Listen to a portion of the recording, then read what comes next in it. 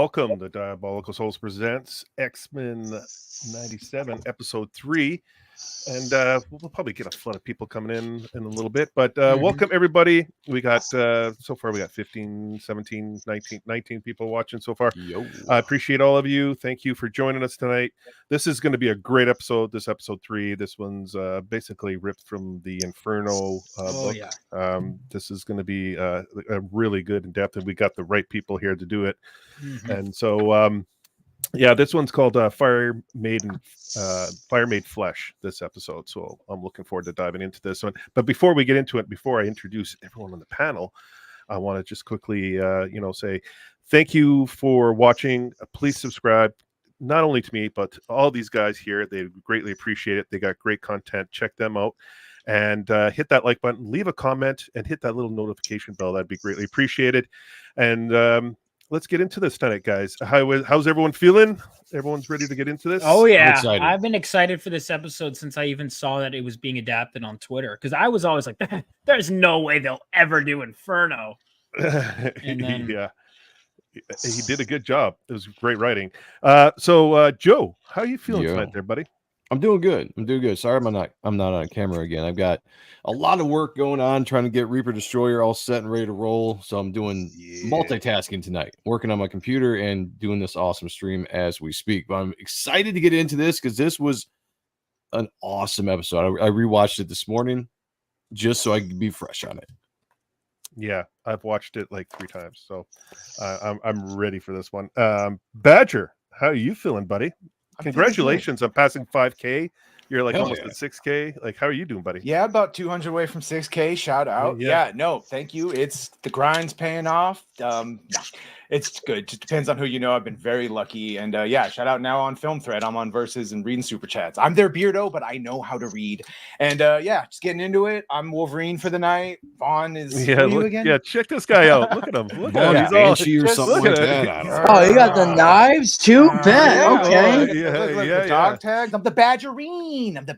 Forgive me, DC McFarlane, but for one night only, I'm going Marvel. Zack, how are you feeling tonight, buddy? I'm a little bit nervous. You're nervous? Nervous? Yeah, because this is a challenging piece, Jay. You've seen it behind the scenes, so I'm, that's what she said. Yeah. Well, for everyone that hasn't watched the show or is like knows, like Zack does a piece.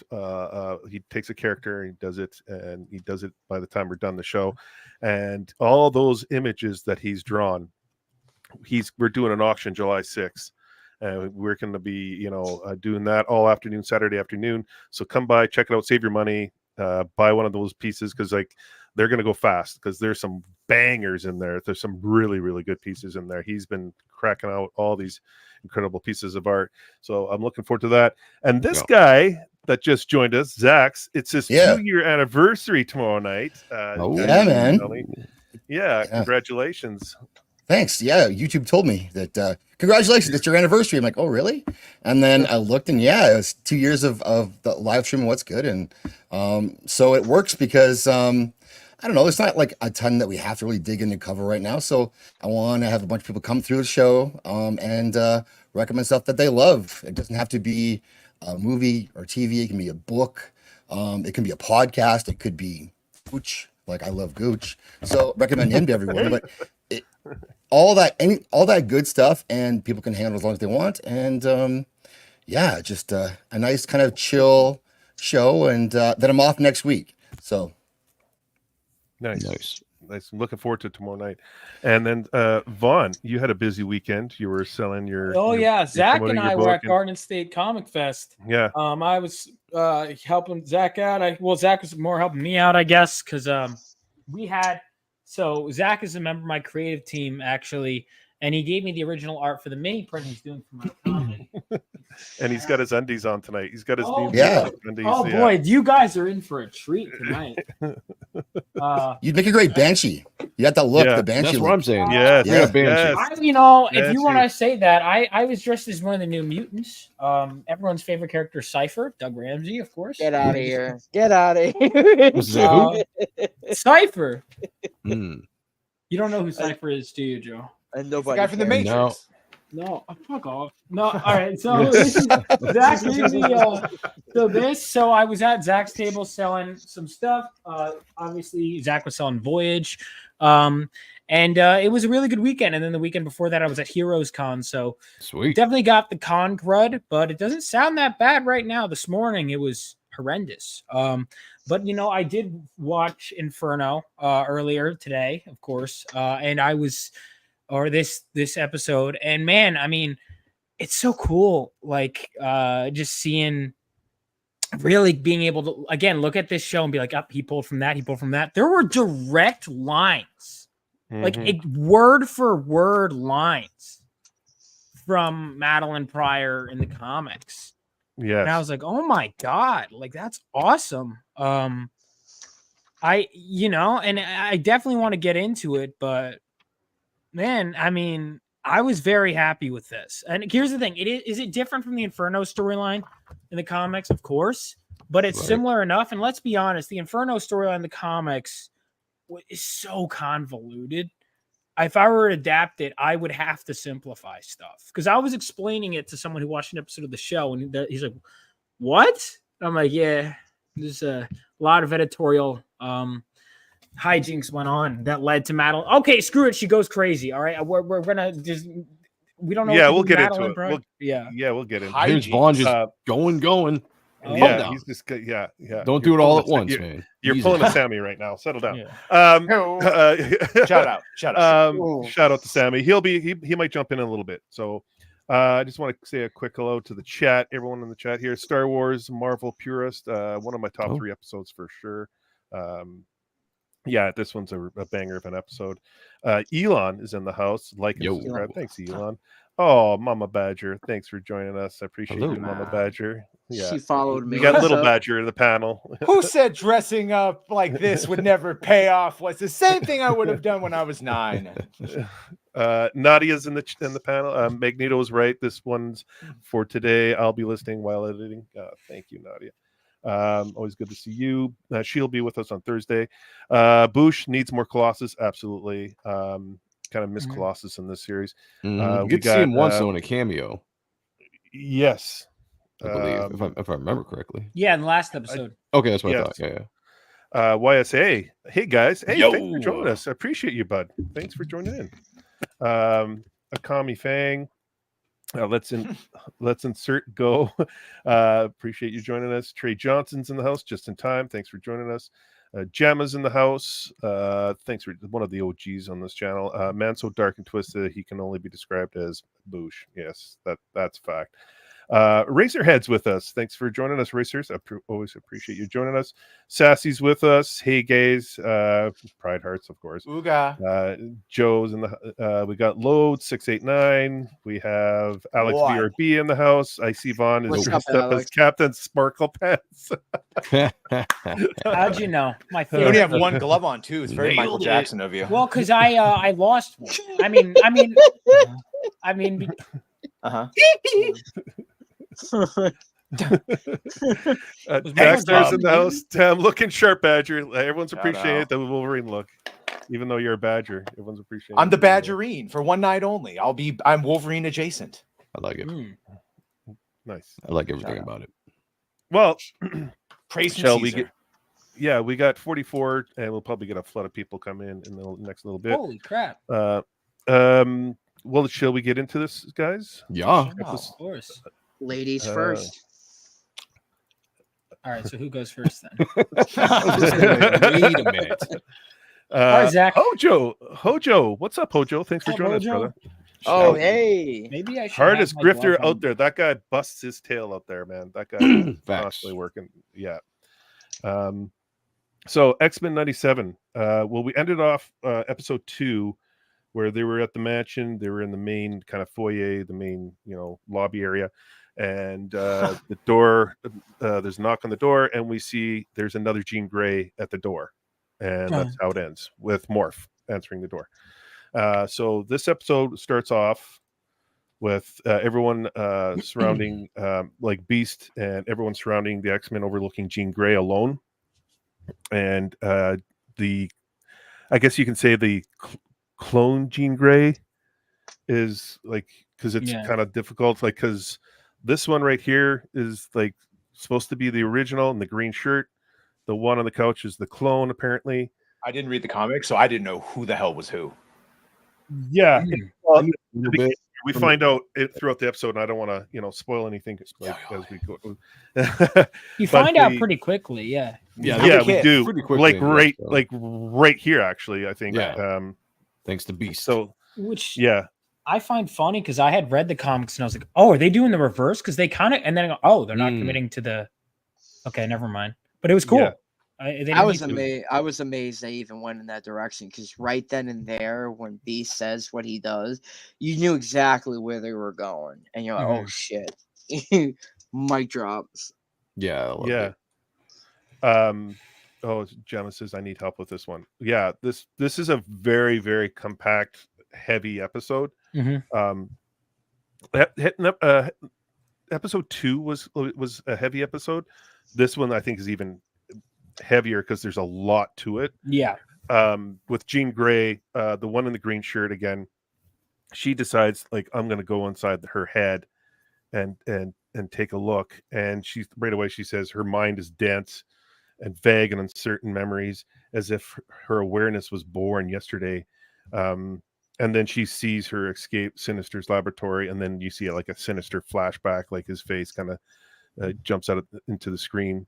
So which scares the Jean Grey that's watching her, and then she kind of collapses into Scott's arms, and he kind of just go ahead. Correct me if I'm wrong. Doesn't she say something along those lines when Jean Grey is brought back to life?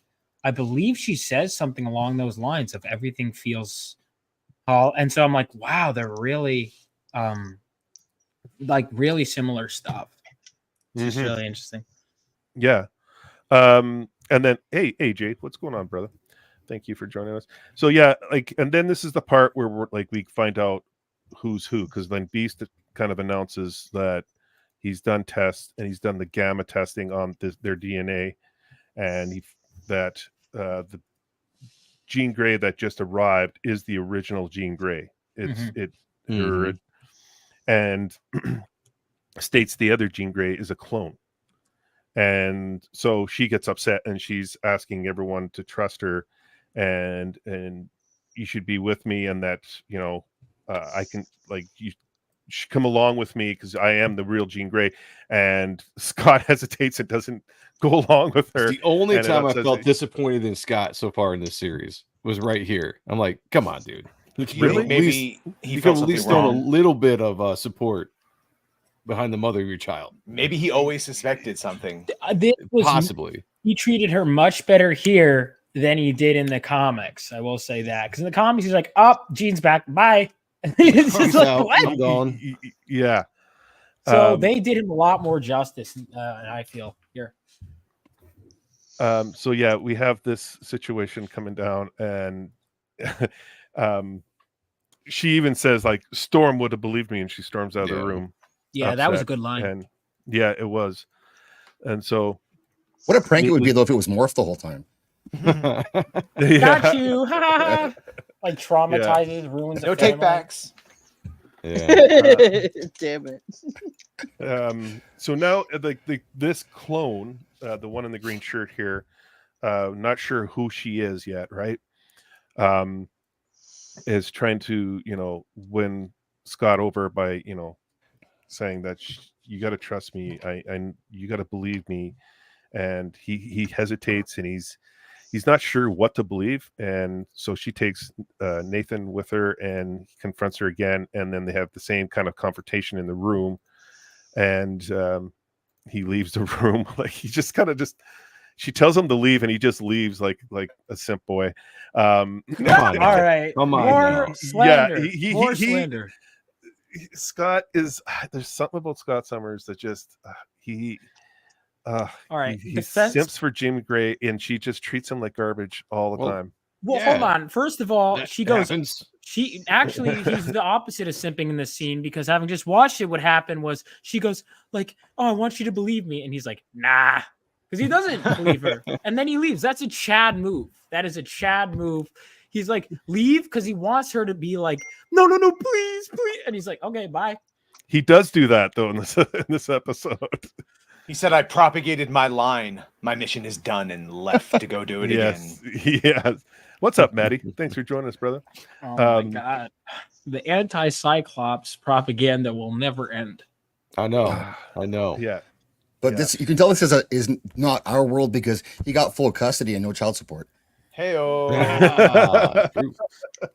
Damn. That's true. Also, there's right here, we hear the entrance for Sinister in this episode is fantastic. Oh, so good. Like it was top notch. Talking through the baby monitor, and reaching out to her and trying to like bring back her memories. It was just amazing. Even before, or when I guess it's the next scene, not before, but It's when like out of horror when movie. Beast brings in the name, you know, Yes, I love that. Like just his monologue there. It's like old school comic booky to me, you know. Like Yeah. it could be kind of cheesy, I guess, in some retrospects, but it works for what we're doing within the story. I was Feels just like like, the hell same. yeah. Feels like the same Sinister in line. And I'm trying to find it. Like, well, yeah, literally because word for word. it's like you called it there, Joe. It's in the next sequence here. Like Bishop's talking about he needing to get back into the time zone that he's from, and looking at I forget the gadget that he's playing with here, but he's talking about going back, and he needs Beast to help him out, and Beast is focused on looking at the DNA markers and like the mutant genes, and then he's like his look right away, and hopefully I can bring it up, like right here he just right here he kind of mentions who he figures he figures out who is actually who made the clone, and he says it's Sinister. Like I think he says something like something so foul, so menacing, and it could only be described as sinister. Yeah. Dun dun. I'm like that's perfect. Like I loved it. I was like, that's great. If I could read this real quick, because before we just got past the baby monitor scene, like literally exactly in the comics. Okay, she's asked him if he has a name. He goes, most refer to me as Mr. Sinister, but you, Madeline Pryor, my pride, my first and foremost joy, may call me Mr. Sinister. So, or I think no, actually, it's the Father? earlier. The father line is in an earlier issue. Which is like, okay. You may refer to me as father, is like an exact line. Hold on. This is the annoying thing about the comics. There were like 50 books I had to jump between to get. Okay, here it is.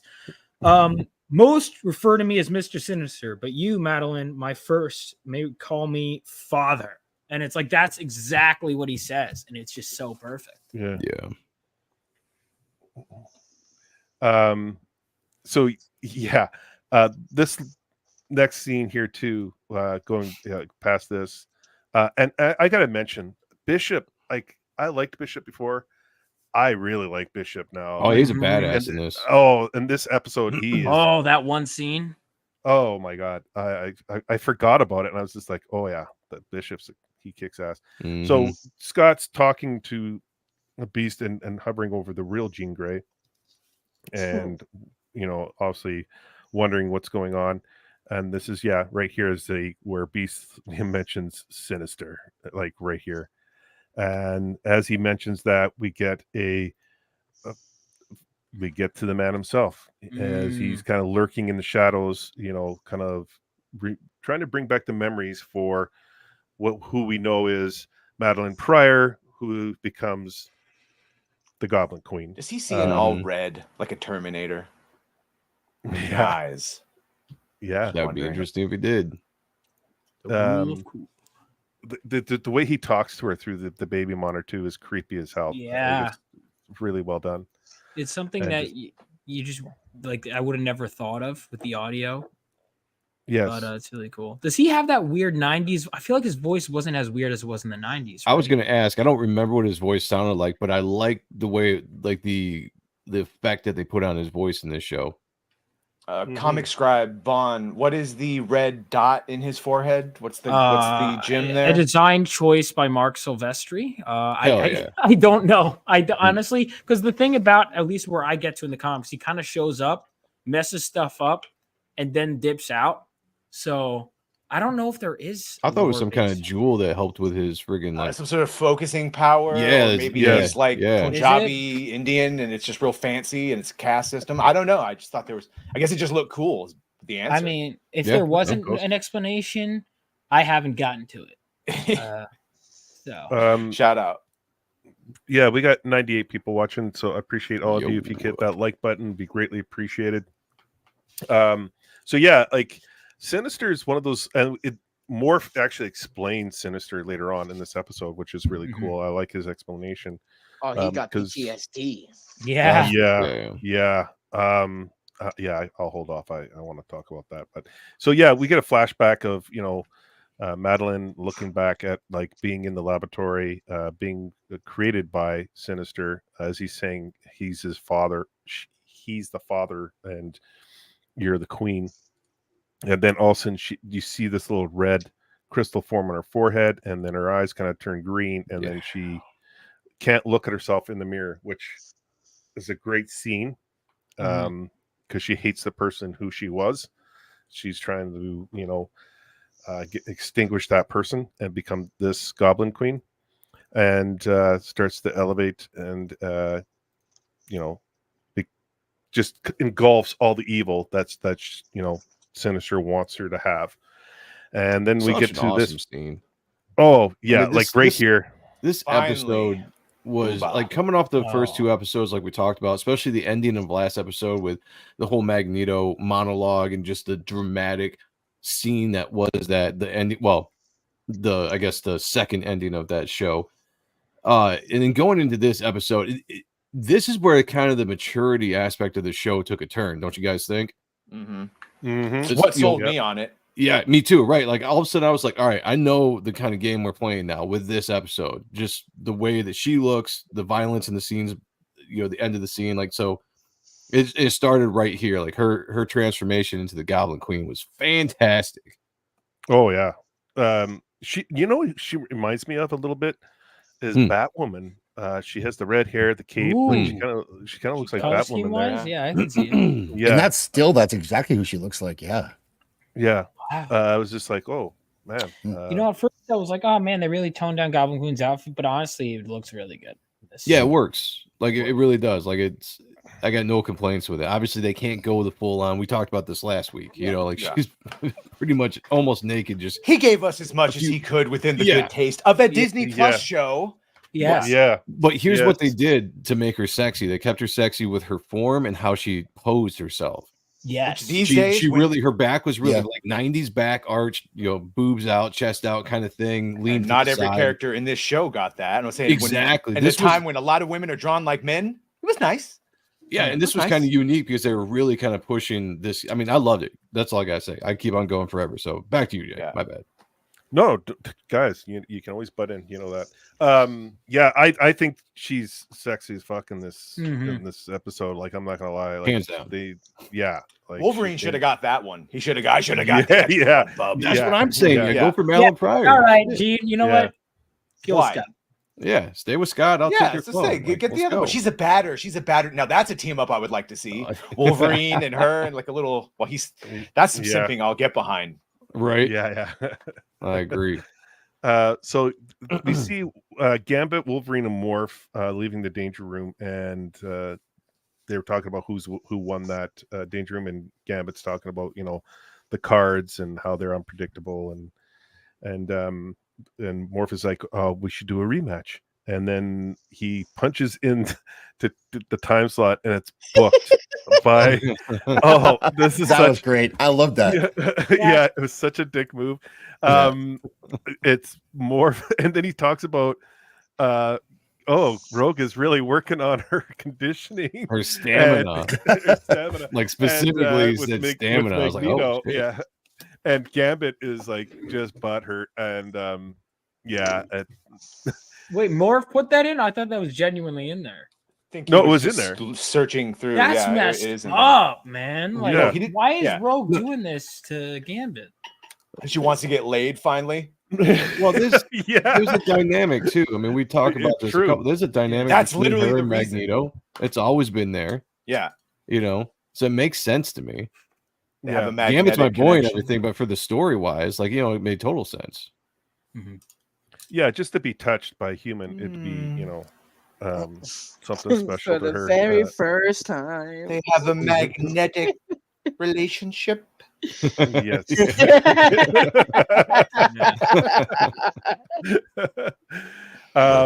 So yeah, I really enjoyed Morph in this episode. I thought he was a really good character as well. He's good. Yeah, That's some funny lines. yes, Which is what he and- should be. It's what I remember. Wisecracking, like not always flirting with Wolverine. It's fine when he does it, but yeah, wisecracking. Yeah, Yeah. self-referential. Little Yeah. Don Rickles of the team, maybe. Yeah, Right. and he's saying, we should do another round in the danger room, and Wolverine's like, I got a couple of redheads I got to check out. I gotta And see about so- a redhead. Yeah. And he tells Morph to go shower. So Morph goes to shower and he sees Wolverine in the shower. And watching this a few times, I didn't. Oh, I'm getting an echo. Come on, dude. Come on. All right, Zack. let me check. Everybody, check your stuff. He's turning it down. I can see him trying to secretly turn it down. Shit. Goose, before you go on though, how many times did you watch the shower scene exactly? Yeah. 38 seconds at a time. I rewind, Zack. fast forward. By the way, I rewind, fully rewind. admit that this could be taken either way. You could read this as just a friend busting balls because I make sex jokes. Erwin, I threaten to do things to him all the time. We never actually do it. So you can take it that way. That being said, I also know it's written by a gay black man in 2024. So it's a pattern recognition, but Yeah. Bo probably did mean us to take it that way. I don't know. I mean, either way. Well, didn't he straight up say that it was an unrequited love? Well, he did. This yeah, scene yeah, yeah, but that specifically, I means think, was this still joke- joking. Exactly. That's Oh, what I'm okay. saying. Just because that's felt, he could have just been busting balls. I don't know. When we had Bo on, we were talking about. I don't know if you asked about this specific scene or not, but it kind of made sense that when I first watched it, I was like, oh man, it's cheesy. It didn't need to be in there. It rubbed me the wrong way.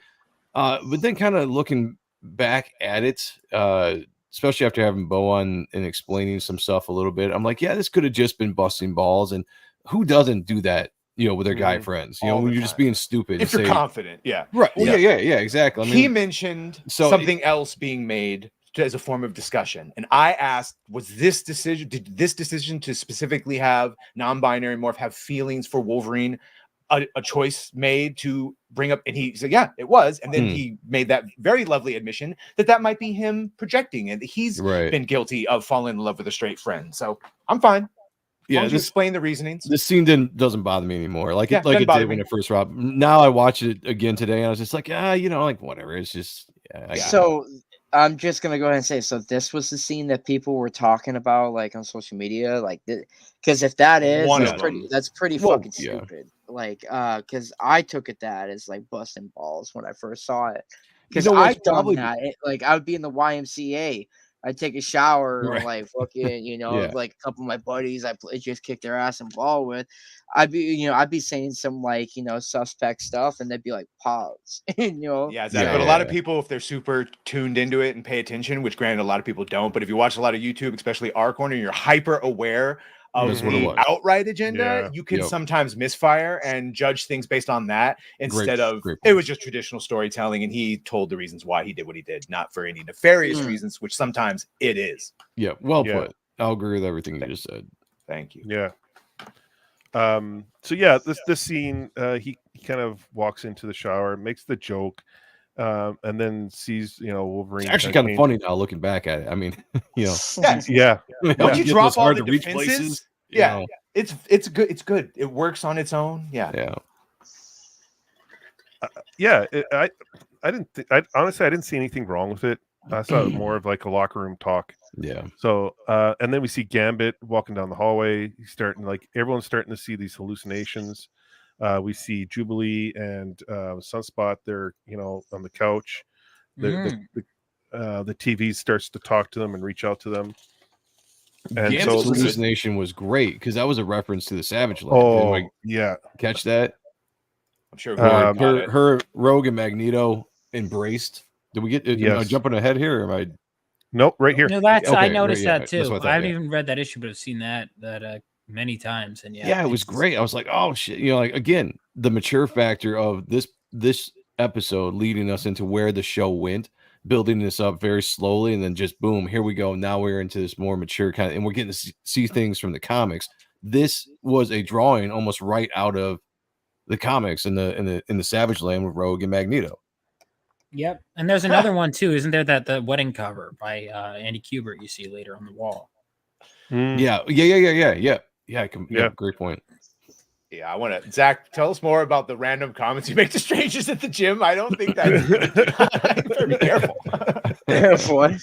What did you say? You said you made jokes to people at the gym, and I was like, tell us more about yeah, the these locker random- room. Like imagine, I just imagine I'm in the shower and someone's making. I'm like, dude, stop. Water must be cold, huh, buddy? Yeah, oh no, Yeah. it's funny. I do say I'll say stuff like that. I've done it before. God. It's just funny. I love it. I'm sure Like, you say it's a twinkle in the eye. No, absolutely. Like Yeah. I'll be that guy in the bathroom stall where where we're at the urinals and we're standing next to each other. I'd be like, so I caught a big bass the other day. And it was, definitely dug me. Had me worried there. I feel like Zach, you might be the guy in the shower who looks at a guy in the eyes and goes, oh, pooey. Right? How about that X-Men 97? Yeah. The hero we all need right now. Put some spit in that contact. thing. Yeah. Morph, can you change into the Hawk Tour girl, please? Thank you. I will Yes. see you in the danger room for vigorous practice. 38 seconds. So yeah, this gets right into like all these hallucinations get right into Yeah, that's creepy. That, No. dude, multiple there was arms some and limbs straight and up shit. like horror. These feel like Yes. Bo, Sam like, Raimi went full. Yeah. like that. that Like came out of even the like TV. this reminded me of some stuff out of like Junji Ito's work. Have you guys ever read any of that? No. Like the John Carpenter's The Thing, like all kinds Mhm. of Yeah, definitely the thing vibes. look at that. Well, that's more So- American. But yeah, I want A lot to of take cool a quick stuff. second.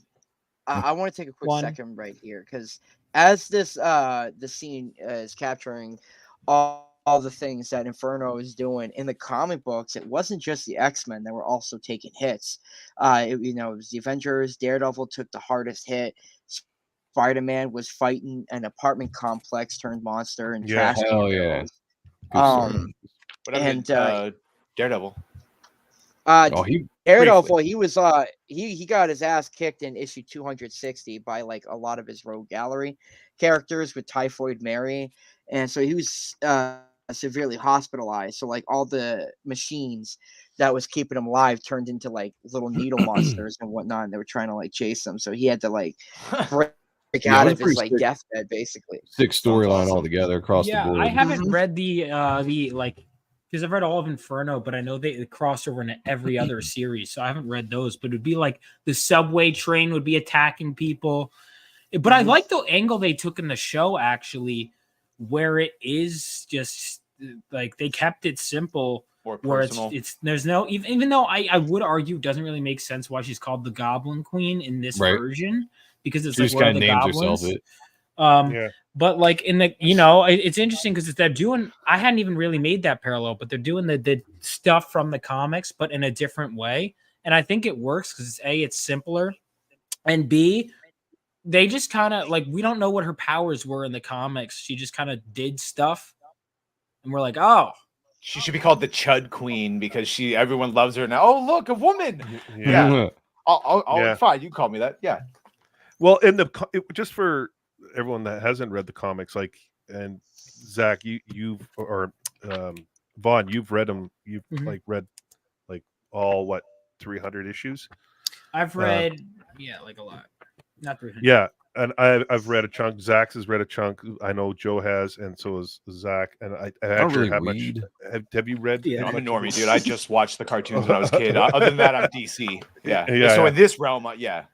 Well, for this one, like Inferno involves mostly like the New Mutants, like because it's magic's involved. Like Eliana, she's Which we'll involved get in to, it. by the way, because that Yeah, had really and- cool. and they like instead of hell they call it limbo. It's like a portal that they get put into. And they Love that stuff. Isn't that where like yeah, Doctor Strange and Nope. Spider-Man tried? That's a different thing. Oh, it's that's a the different quantum portal. realm. My bad. Limbo, Yeah. whatever. There's probably and like 5 actually, different limbos. Right there you go. and they touch on it tonight. Like Jean Grey is like she's trapped in Madeline Pryor's mind. They're kind of trapped together. They're linked together, and they can't break it free. So yeah, Ileana turns into a demon. Exactly. Like there's a lot in that book, in that series. And like Nathan's involved. Like they want, like Sinister wants to use Nathan and his powers, and we'll see that in this episode. But I like how Bo wrote this episode, like taking a lot of that and putting it in his own, putting it in his own words, and changing it up a little bit, and it kind of works. I think it works a lot smoother. I think Vaughn, I think you said that too. Like it works smoother in this episode than the comics, because you're kind of there's a lot of things that they just kind of, there's dead ends, and there's a lot of what kind of moments in the comics. But because I mean, in the comics, it was like they brought Jean Grey back after, and they're like, "What? Well, what do we do with Matt on there?" I don't know. You gotta do something. And it was just like, well, it was like it was a long path to get things to where they were. And it was also, Inferno was like literally, like we were talking about, a citywide takeover, and this is just in the mansion. I do think that the threat of the Goblin Queen was defeated rather quickly, because there's like 8 minutes in the episode left. When you said that, the threat of the Goblin Queen. It's like, yes, Lord of the Rings. The way one does not simply beat the Goblin Queen. Well, the Goblin Queen beat the Goblin Queen in the comics. You guys know what I'm talking about. Yeah. I gotta say though, like the Inferno event, it's not as big as like an event like the Clone Conspiracy garbage from the 90s for Spider-Man, but it, because that stuff was saga thing. That stuff was heavily convoluted, and Bo took something like Inferno, like like you guys said, and just simplified it, and this works a lot better. Imagine if he took had his hands on the Clone Saga stuff. Imagine what good he could actually make it a lot better, what it was supposed to be in the beginning, than before the result that we got, which is horrifying. Yeah. I like this because it hits all the emotional aspects of their memories. She's really tapping into everyone's psyche and bringing out some powerful emotional moments for each character, like Bishop, Scott Summers, Sunspot, his mother. He's like afraid to use his powers on her, and Jubilee has to rescue him because he still doesn't want to show his powers in front of his mother, which is like perfect timing right here. And she's getting in his face, like right here, and oh my god, I keep missing the moment, but okay. No, but I thought this was a great moment, and I like how they played this out, and it reinforces how much control his parents did have over him, and how much fear he had of them, and that we know in the end, spoiler, he was kind of justified in that. Yeah. And then this moment, it's kind of like a Shining moment. The door is open up, and he's like, instead of the blood, you see this like purple tongue coming out and coming at Beast, and he's like, "Oh, I believe one of us are on the wrong floor." So yeah, this is really done well. And going back to Sunspot, thank you, Zaxx, for touching on that, because it sets up the groundwork for the series with him, with like his struggling with being a mutant and putting it in front of his family. I thought that was really well done as well. So yeah, everyone's going through these phases here, these hallucinations, and then they kind of shout out. What's that? I said shout out. That's my boy. Look at the yeah. I remember when he was in the show. Oh yeah, sorry.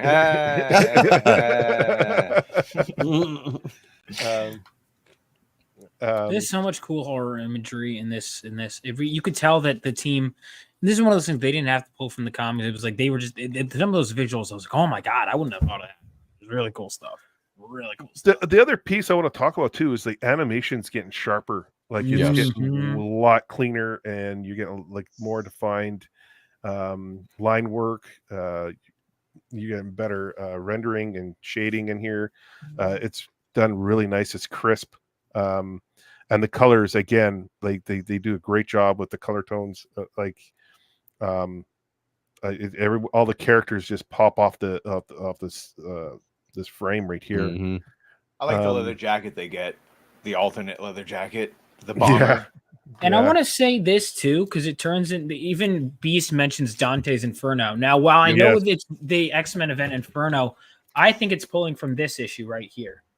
So, if you remember in this, do you know what I'm talking about, Jay? This one, Nightcrawler's Inferno. So in this one, it's where they have. So this is where they kind of revealed Nightcrawler's backstory. This is one of the most underrated X-Men stories, where basically Storm gets kidnapped into like hell, and there's like they have to go through this version of Dante's Inferno within the X-Men mansion with help of Doctor Strange. And so you're stripped those elements, but just the X-Men in Dante's Inferno. I mean, I think that's pretty clear that that's where it was taken from. It's the same run. It might not be exact imagery, but I think that was a pretty direct reference. This comment right here, I can't. Why is it not coming up? This comment right here, Funky Foo 42. Madeline was the name of Sinister's mother. I wish Bo would have explained that. I didn't even know that. I didn't know that. I didn't know that. You know what I noticed I never really thought of is that, and this just shows how petty Mr. Sinister is. So petty that he was like, not only am I gonna make Cyclops have a kid, I'm gonna name that kid after me. He's Nathan. Like that. This man is so petty. I love it. Like I forgot. He's like reverse Flash levels of petty. He'll be like, he literally made a clone kid to bully Scott in school just to mess with him. That's what Mr. Sinister does. I love it. I forgot. Why does he have an undying hatred for Scott Summers? He doesn't. He likes to study him, so he'll be like, he'll make a kid literally a self-insert kid named Nathan after himself to bully Scott to see how he reacts. Huh. Scott put ketchup on hot dogs and it's probably something really mundane. Scott was like, "You smell," and then he's held a grudge for like 40 years. So they're literally in hell right now. This is the hell moment that Vaughn was mentioning, and this is like the fight sequence, like some cool, like this is the one where Bishop, Bishop says like, "Shoot me up," and he says, "You sure?" And he just absorbs all of Cyclops's gamma. I thought when he said Big Daddy at the end, "Shoot me up, Big Dad," I thought that was a little too much, but I guess it worked in the context of the. No, he didn't say that. I was like, wait a minute. I don't know, boys. That's what I heard when I was watching. You had me there. I was like, I don't remember that. See, if you just say it with enough confidence. No, it's a dope scene. I think Bo mentioned multiple times that because they train so much together in the Danger Room, that they would be doing this type of shit. And in video games, it's fun when they do it like this too. Little power-ups and team moves. I just thought of this. I'm sorry. I don't mean to keep bringing it back, but I'm wondering if this is because they couldn't include it in this episode. In Inferno, do you remember that moment where Havoc keeps hitting Cyclops with the blasts until he's overcharged? And then I'm wondering if this is a reference to that because Havoc couldn't be there. So I'm wondering if they were like, well, we got Bishop who can kind of do that. Yeah. Sure, he maybe not. Not. He could. Yeah. He mentioned using Morph for that reason. There's actually a scene that I really, really, really liked is when they actually fell down and you see the team like wide-eyed. So like when you look at Wolverine, he's got circles for eyes like in his mask, and it's the funniest shit. Because that's right before they fell in. These demons are cool as hell too. Yeah. It's funny. Morph comes. What is it? Wolverine's like, "What's going on?" Or somebody says something. Maybe it was Gambit, and Morph's like, "Can't you see? We're in hell." Yeah. Although I was like, "Yeah, that was a good observation, Morph." Decent looking demons. Yeah. The brimstone and everything else surrounding you. Yeah, you're in hell. And then this shot where he just starts, leveling out all the demons and everything. Yeah, that was super cool. Again, another shot that you just give a character in the show a chance to shine and just be badass. I think almost every character has had that opportunity, and this was really one of those scenes for Bishop to really just show off his power. And I was like, yeah, like I'm glad that was done, because you don't really see that with his character in the 90s show. I mean, they touched on it, but this was actually like a showcase badass moment for him.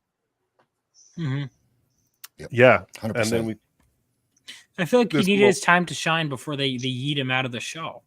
Well, yeah. And then we have this moment where the major demon comes out of the of the lava and everything, and Jean Grey appears and just obviously takes him out, breaking that kind of. That was dope. The reflection in his visor. Yeah. And then she kind of passes out, and they're all screaming at because she's at the doorway with Nathan. Don't move that. Don't move that. We'll stay there. Yeah. 38 seconds. Yeah. She's looking good, man. Yeah, no. They can do curves if they want and are allowed to.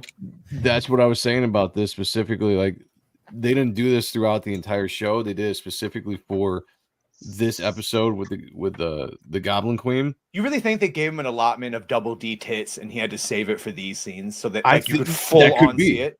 I mean, I wouldn't be surprised if that was I wouldn't be surprised either. you get a chance to go super sexy in this one episode with Jean, because her body, everything about this character is completely different than everybody else in the show. And there should be no scenes where it looks flat, like in some characters. Yeah, this was great. I mean, this was probably one of the scenes, and then the end fight scene that we'll get to, that I was just like, I'm in love with this character. Like, I'm gonna marry this. I can save her. She just wanted love. He betrayed her. Yes, that's right. Yeah. I mean, I can save her, but it's fine. Yeah, I can fix her. Please. Yeah. But again, it's the style. I think because they really like the pilot compared to the pilot. Obviously, the pilot was a rough cut. Yeah. But like this style, like it really brings out the characters and assets. You see the figures. Yeah, definitely brings out the assets because it's drawn really beautifully. Like even the first episode, you go back, the line work is thicker than you see now. Everything's tight. I agree. Nice and clean. Yep. Yeah. I agree. So yeah, and she takes off with Nathan. We get back to this part right here where they're in the laboratory recouping, and Magneto and Rogue enter after conditioning stint. Do you think when Wolverine was younger and he saw hot women, he had a problem with them accidentally coming out? Oh, sorry, ladies. Sorry, I'm still working on my claw control. Every time he'd have to get up in front of the class in the X Mansion, his claws would always be out without his.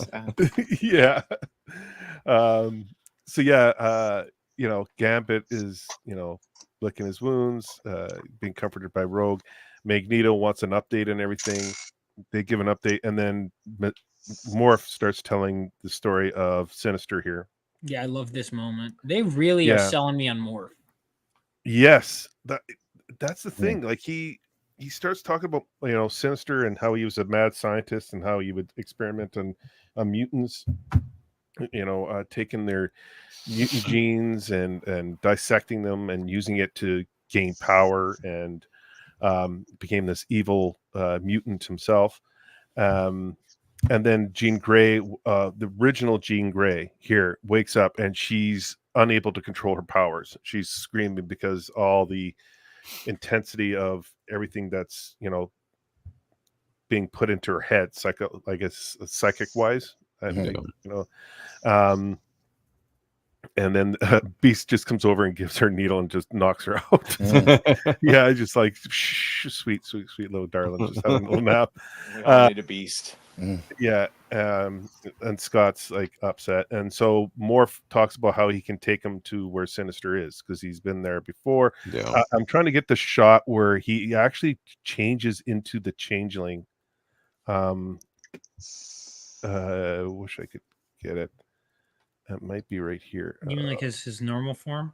Yeah, the original Like his old changeling form, thing. Did he? Yeah. I missed that. No, Where he looks all like cracked out with the big. Yeah, it's like Yeah. when it's like when they original brought him male back. form. Yeah. yeah, and well, maybe turn off the volume.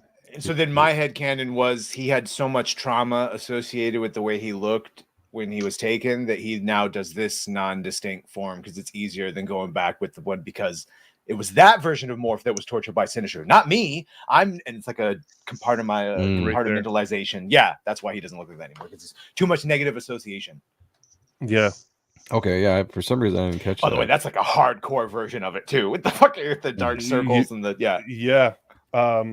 I love it. I thought it was a great shot. Yeah. What's up there, Jay? Thanks for joining us, brother. So yeah, then Morph is taking them to where Sinister is. So like Scott says, like you're going to be the lead on us.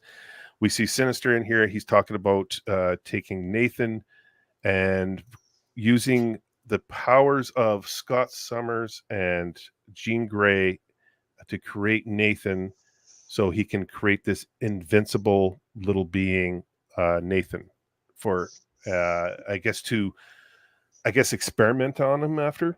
I'm not exactly sure like what he wanted to do with him. I know he wanted this invincible, and what does he say, invulnerable character or mutant. Yeah, and I'm assuming that he wanted to experiment on him. Quetzal's Haderach or whatever. It's the chosen one. It's to bring balance to the thread. It was supposed to be like a perfect mutant, wasn't it? Like yeah. Like, very powerful too. Like yeah. It's I know funny he wanted his son. It's funny because Scott has optic blast beams and Jean Grey's like way stronger, and he's like, yeah, let's combine this little guy who's not as powerful as Jean Grey, and that will create the ultimate mutant. Recessive genes. Yeah, Sometimes you get two hot parents that produce an ugly child, or the reverse, or one hot one, and you get never know. Yeah, you know what's weird is like, so I love Cyclops and everything, but it's like Mr. Sinister specifically always has had a fascination with Cyclops and his potential. Even his own brother is more powerful than him, if I'm being honest. Like, but hasn't he always had the potential to be like extremely powerful because of his ability to pull? Concussive head. He had a concussive head injury that I know. The reason he can't control is because he had a brain injury. Oh, okay. Because of the plane crash. But if he could, he'd be able to, wherever it comes out, he'd be able to shoot that shit. It wouldn't just have to be his eyes. I don't think there's any saying what he would have been able to do. I don't know why specifically Mr. Sinister sees what he sees in Cyclops specifically. I guess just he has a lot of potential. He's always potential in Scott Summers. Maybe he sees, if I was writing it, I would just make up some bullshit that's in Scott's DNA is the potential for any fucking mutation, as opposed to some mutants which might have very specific, similar to what theirs are. Scott's is like the Kryptonian shit where it's got the potential to be anything, or every single time he procreates, it'll be like an Omega level. I mean, mutant. listen, like Some you shit. have in his bloodline, you have Cable, you have Rachel Summers, you have Hope Summers, you have She's got good stock, basically. Mm-hmm. Yeah. So it's like, okay, I mean, because Jean stuff. Grey's sister doesn't have the genetics she has, but every single one of the Summers brothers is a mutant. That's true. Yeah. So I guess that's force why. is strong in that family. Like that's basically how. Yeah, he just has a good genetic. And if he's all about that and cloning and he's splicing a geneticist. Yeah. So there you go. That I guess what he does tells us why he wants it, and that's yeah. There you go. There we go. We're detectives. All right, we figured it out. So I'm sure no one else has figured this out. Ever. Yeah, right. You were the We're first ones to do it. You saw it here. Shout out. Like and subscribe.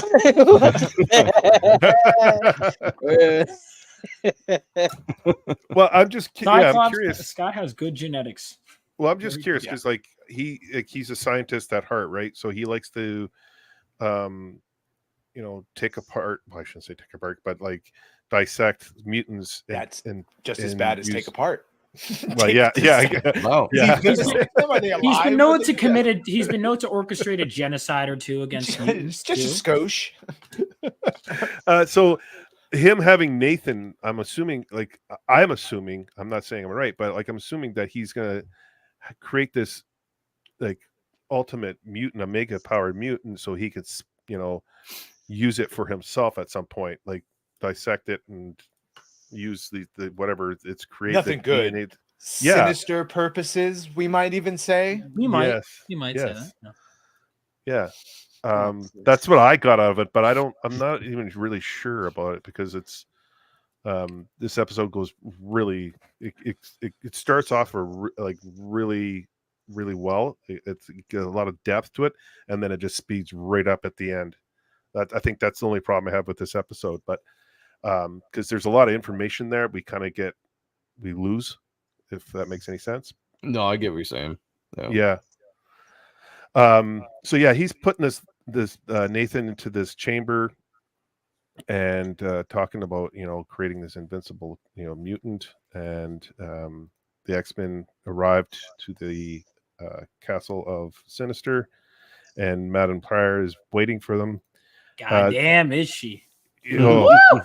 There's a shot here. I hope I can get it. Cyclops.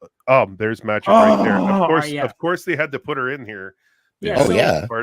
Like we were saying, so magic basically, because Madame Pryor goes sicko. She goes full blown psycho and decides to make a deal with the demon. And it just so happened, I think the Inferno event was just planned out. So while New Mutants was having their own storyline, where magic, which we see, becomes a demon, dark Can child. you put your hair forward, please, like Bangs? Just put your hair forward like Bangs. Just gonna see something. Yeah. What is happening here? Confirmed. It's not working. Same character. No, I'm trying to. Yeah. I know what you're doing. I know what you're doing. I know. I got the same outfit, man. No, but so magic basically kind of teamed up with. I mean, I guess not really, but like they were both working with the same demons to take over New York. So it was kind of like the New Mutants were fighting one villain, while and X Factor were fighting another. And so it's like, even though obviously they scaled down Inferno a lot, so it's a lot more personal. I feel like this is Bo's way of, because you even see her transform into the Dark Child. Yeah, there's a lot of great comments here. Like, actually, I want to get back to this one here. Funky Flu 42 says Mr. Sinister manipulated Scott being an X-Men, meeting Jean and marrying Madeline. He even killed the people who would have adopted Scott, extended his time in the orphanage.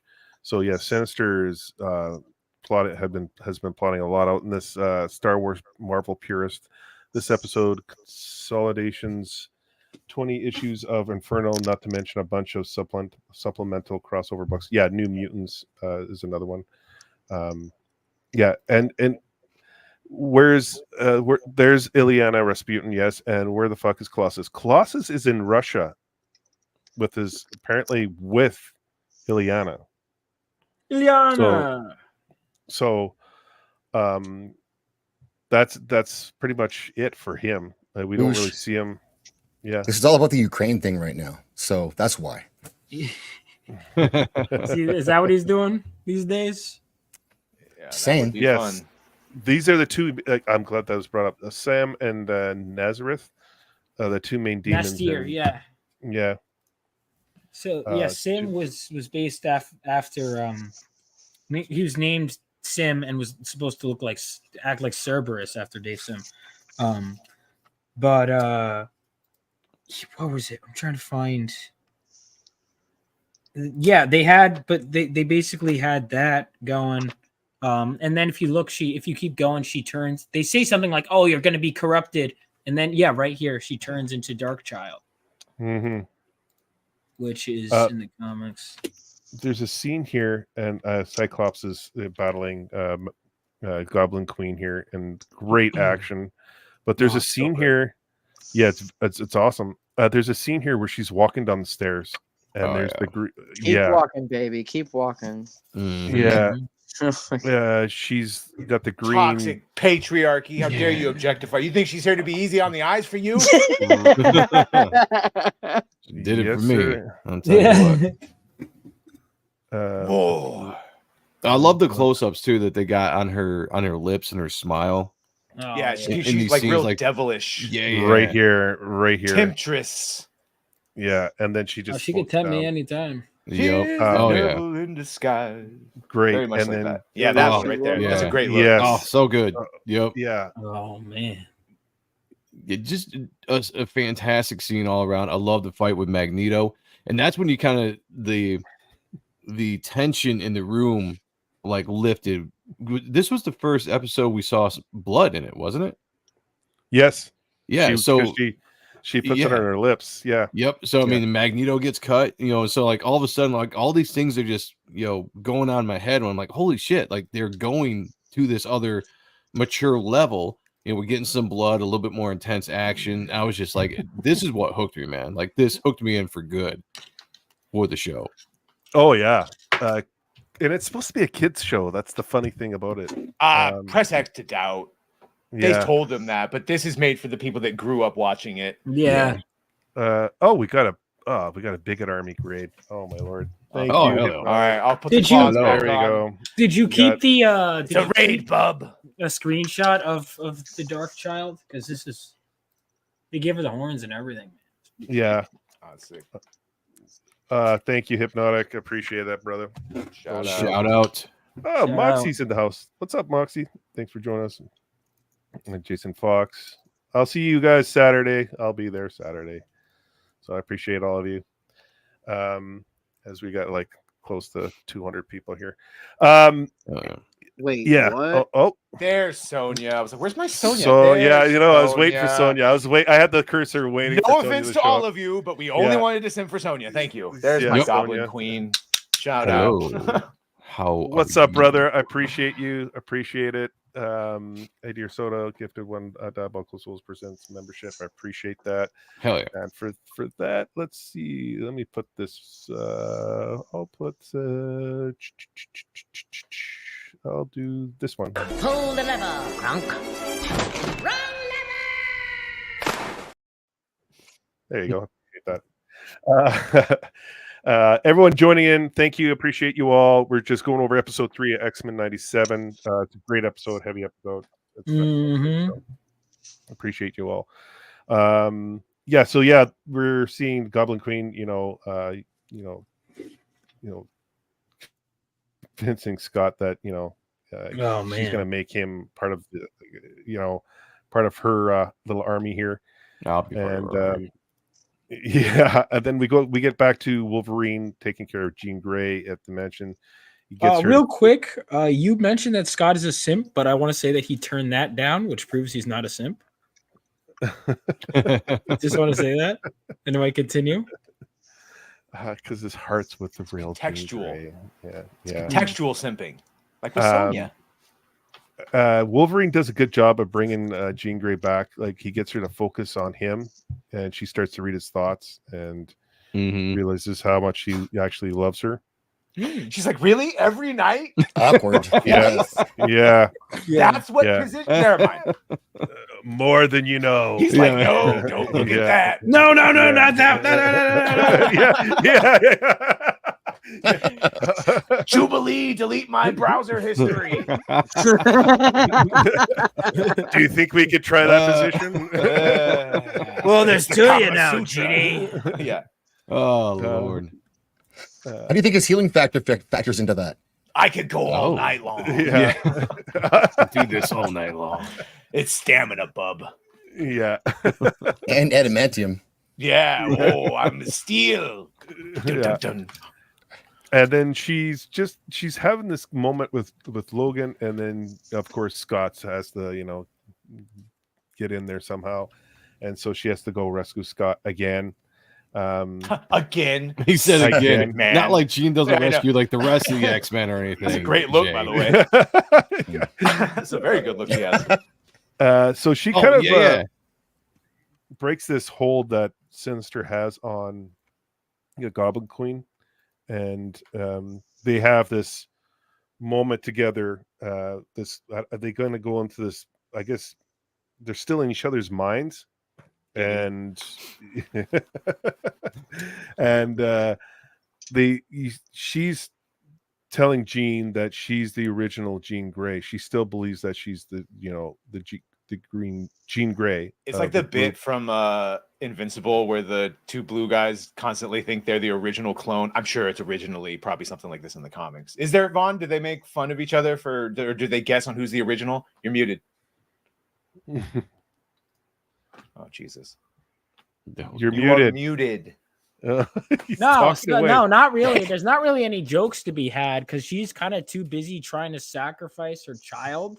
And Jean's like, this ain't right. Like, there's no back and forth, really. She kind of just gets the truth bomb by Mr. Sinister directly. He's like, no, I created you. And she goes ape. If I like this back and forth and where, yeah. I like that, like the changes work. If I remember correctly, right, Jay? Isn't that what? Yeah.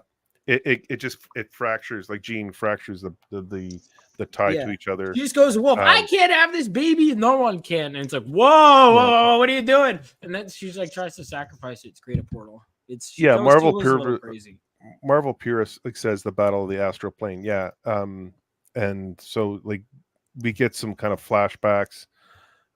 This is actually a great image right here. By the way, I know Zack said it as a joke in the comments, but I unironically would try this because look, he was married to her, the clone, for a long time and has a baby, but he still loves the original, and it's technically both Jean. So the only thing that makes sense is for him to marry both of them and love both of them in a I'm sure they'd be really cool with that. That's what I always love. Let me ask you, give it a shot. Women love being seen as replaceable. That's the point. Let me say, Jean, I love you no matter how many clones of you. I love them all. You're all important to me. You're always comparing me to Jean. And what about Jean too? Let me ask something. So, like, what was the time frame when it came to Jean, the real Jean, being gone for so long, and then the time, because. It's not really addressed in the show that she's been gone for quite some time. Wasn't it on the honeymoon? I would say the Dark Phoenix, after the Dark Phoenix saga. Yeah.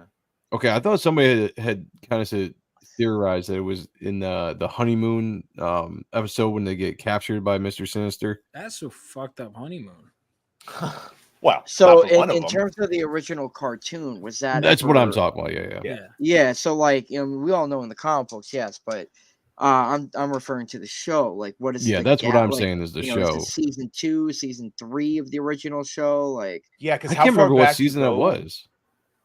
To be honest with you, because if somebody knows the answer to that, then that's was it the Savage Land episode, maybe? Because that would have been a long time. I think us guessing is the point because he can't separate one. Which is why you should I'm sure they kind of figured it out though. I feel like if they just read her memory, they'd be like, oh, that was it. Nah, let's force the chat. Yo, chat, go find that out. Jamie, I'm sure Marvel Purist or a few of them, Rick Costo or Gooch or someone could, because the comments are coming in and they're really, really good. Like this one right here by Marvel Purist, like they do the same thing in the Muir Island saga with Professor X versus Shadow King, and in the original show, also the Legion show on FX, Legion versus Shadow King on Astral Plane. It's very consistent with the lore. I appreciate that a ton. Yeah, Zach, they're not your find out monkeys. They actually. One of them will be. They actually handle the Jean and Madeline stuff better on the show than that's a fucking rarity. Yeah, honestly, part of me kind of because the thing is with the show they could plan out this in advance because the comics it was like now it's like we've had this many years they get to reshape it in a way that makes sense. But in the comics, it was like on a monthly, and then basically they brought Jean Grey back against their will. Then they were like, we're doing this, and they were like, it was like, she goes crazy and she tries to sacrifice. Like you could tell that there was a lot of what the hell do we do with this character now? Yeah, he clearly had time and hindsight, and like he said, he felt the responsibility of being a shepherd to the entire franchise, which meant, giving everyone their due. Yeah, and it shows. I mean, we've said it before. The show absolutely shows the reflection of someone that really cares about the character and cares about the characters and cares about the the overall storytelling being done here. Yeah, that animation. Is it getting better, or am I just liking it more? I think it's both. It's getting The better. animation, Maybe it was just Goblin Queen's tits. I mean the animation Mesmerized me. Well, yeah, I mean, about my yeah, but I do think the animation is getting better, and I she would love baffled me with Booba. Yeah, no, I think it's getting better. if he comes back on again, if Bo comes back on again, I'd like to ask, like, were you saving certain quality animations for certain parts of the show? Did you was your budget increased at some point, or did you guys just launch the season without everything being completely finished? Like, it's interesting because the animation absolutely gets better as you go in the show. in certain episodes for sure.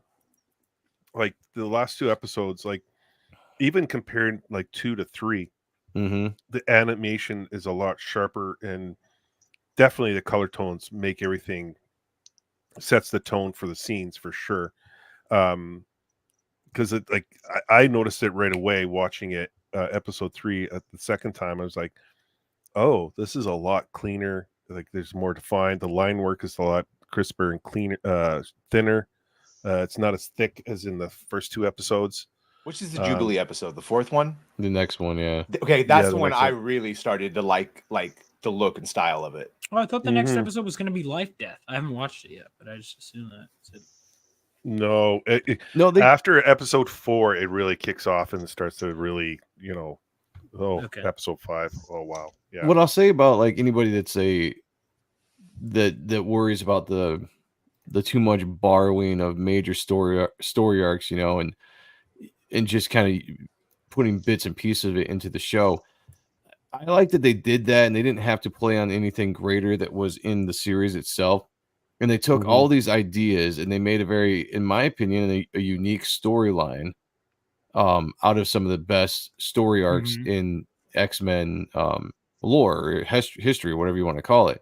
And so, like, yeah, we fast tracked for the entire Goblin Queen Inferno thing, but I think it worked for what it needed to be. I don't know shit about it, and I liked it. Vaughn knows everything about it, and he liked it. Yeah. Yep. I think that is a mission accomplished. Well, because exactly. I mean, look, I'll be honest. I mean, did anyone really expect? Did we need 60 episodes of material of Madeline Pryor's slow descent into madness? No. Like, this is me being honest. No. I like those issues? Yeah. Do I need that?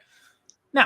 And I think Bo knew that too. Like, I'm sure Bo loves those issues like I do. But could he have done it in 4 and had a meteor? Probably, but he didn't have that many episodes. So with the episodes he had, did he do it justice, Vaughn? Yes. I would say so. Oh, absolutely. Yeah, absolutely. I would say so. Because I think he simplified some stuff where I'm like, yes. Now people, because I was remember again, I was at a bar at Heroes Con, I was talking to Phil Diaz, and he was like, wait, what? And I was explaining the comics. I'm like, yeah, when I say it out loud, it's a little complicated. Yeah, because that's long form storytelling. That's a big old arc. When you're just telling a short season, you got to kind of borrow from things and fit it into a unique storyline. You bring it all together. You take the best, right? And that's what they did. They took like the best of what they could and they put it into one seamless story. And I thought it flowed very well through the entire season. Now that and it gave us all that, like, oh shit, they're doing this, they're doing this, they're doing that. All season long. That's kind of like how it felt. Now it does move pretty fast, this episode, which is again good because these are longer episodes. But like, for example, but you don't see stuff like Jean going, oh my god, he had a kid with someone else. Like, there's no really time for that because Claremont would have done that. He would have taken time, but I guess there's not really time for that melodrama because it's like, holy shit, we're all gonna die, so you gotta kind of. The beautiful thing about this series is the flow of each episode. Like it transitions really well from episode to episode, and after episode 4, it really gets ramped up, and it does it really well. Because when you're watching an episode, you're like, I gotta watch the next one because I was more invested as we went on, for sure. It always ended great cliffhangers to make you want to wait, like oh shit, like I need next week to happen now.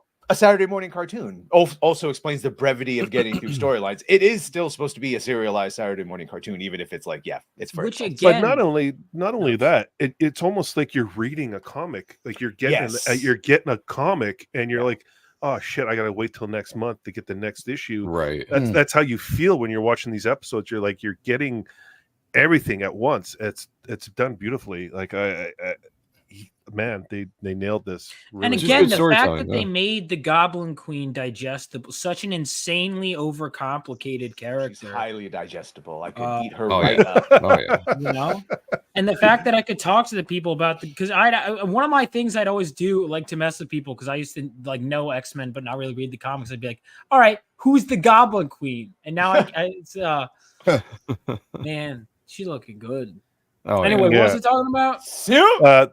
This She does look good. Keep it here. right here. Hold Yeah, on. right here. Allah. Giggity. Yeah. Yeah. And then they go, oh, all right, I'm good. You can. Well, they're still in the in this astral zone where they're, you know, Jean is actually going over her childhood and how she met Professor X, and Madeline's kind of realizing that's not her memories. Oh, that was a good shot. By the way, how much of that shit from the movies is there where Professor X put like a mental block on Jean and the Dark Phoenix and all that, hiding it away? Is that just movie stuff, or is there anything in the comics from that? That was movie stuff, wasn't it? Or did they? No, retcon it was that comic. to- All right, No, so it was what happened? Yeah, that was it in the was book. basically there's an issue of X-Men Classic. This they didn't. Oh, go reveal back, Jay, every real quick. detail. Oh, you want me to go back one? We want Booba. No. Yeah, well, I could- Go I'll back take one more that, still, if you can. Oh shit, where was it? There's a picture of the X-Men, and it's from it's what issue is it? Yeah, keep going. By the way, Because Hail there's to a shot of Hypnotic. Wolverine. If I don't say hi, he beats Irwin. I mean, he's still going to Oh, beat yes. him. He'll just Hail. beat him less. Right here. So There it shout is. out. There, yeah, right out of the comic. Yeah, That oh, the is Art the- Adams! Yeah, that's dope. That's Art Adams. Yeah, so Art Yeah, that's Adams dope. cover right there. Yeah, I that's love dope. that Easter egg. What's up? I Miss wanted Stone? Thanks. Storm with Thanks, that hair buddy. too. I love that. Yeah. Yes, Jean I gotta in that say hello costume. too. I even got the hair for you tonight again. There. This one right here. Well, it's not for you. Time scales. What's going on, buddy? Thanks for joining. Hail. It's Nerd nice. Wars. I Yeah. like the beating. He's embracing. If you can't get out of it, get into it. So he's embracing the pain. Yes. Yeah. So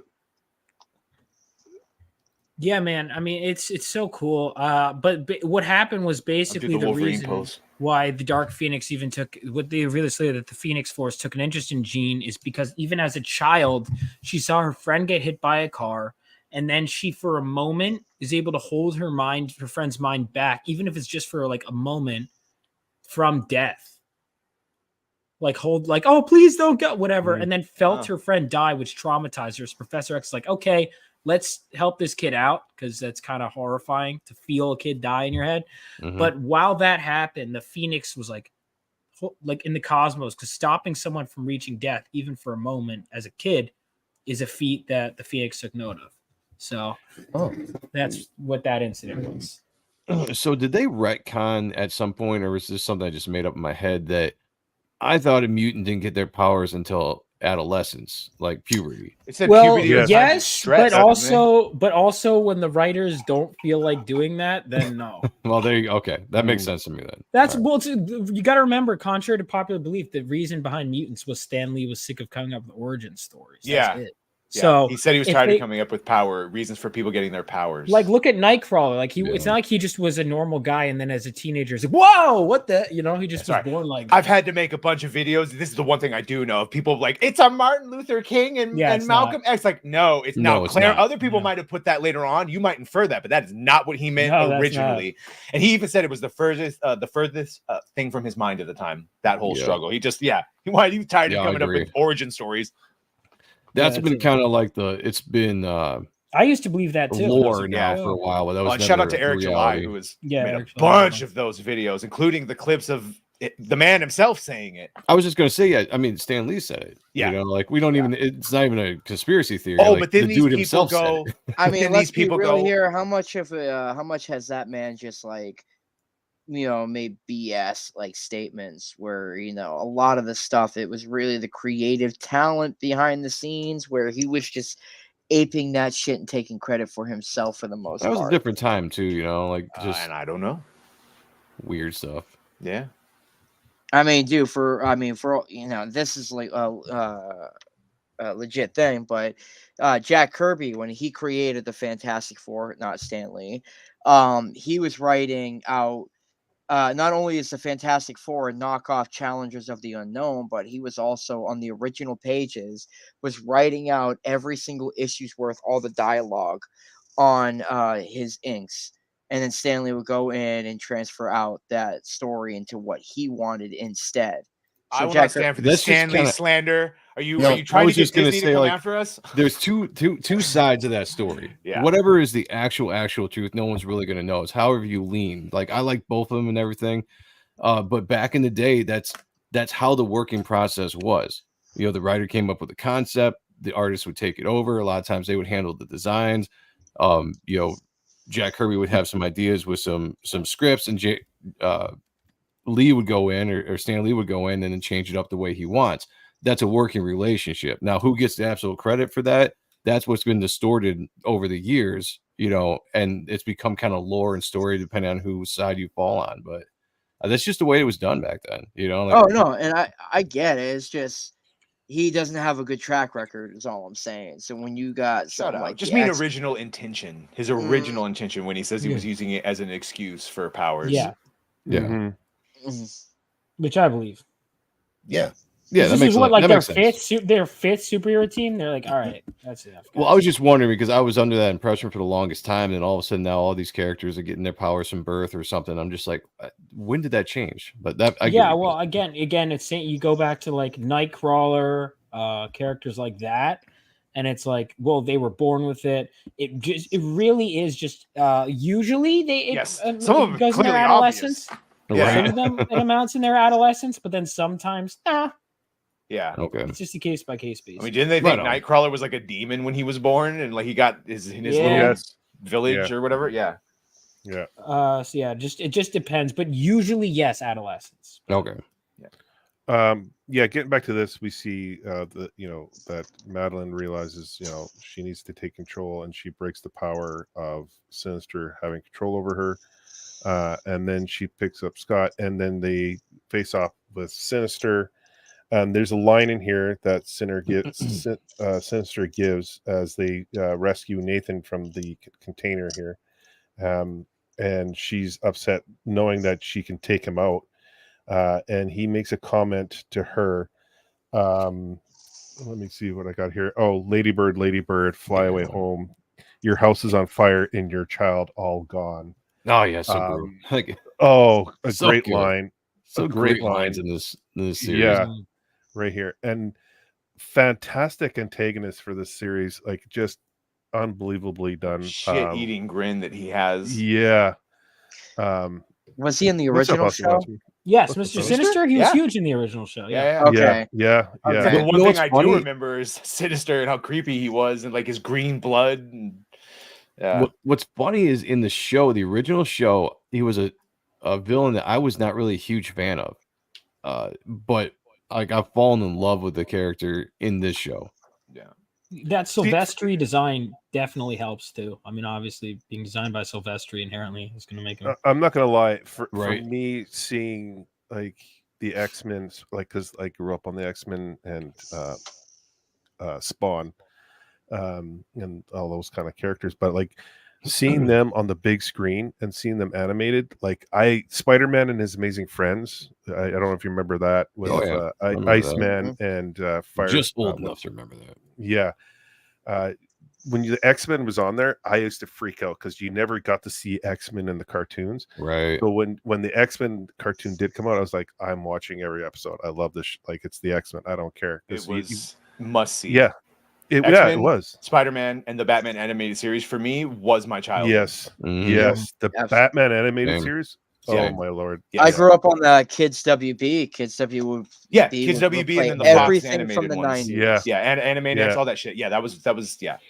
Yeah, I mean, I'd go reruns. I didn't finish the animated series, but I've watched a lot of it. But I didn't grow up with that one as much as some of the others. But Oh, I like, watched I X-Men loved like it. Evolution. X-Men Evolution too. Yeah, I remember watched watching X-Men when I was little. Evolution.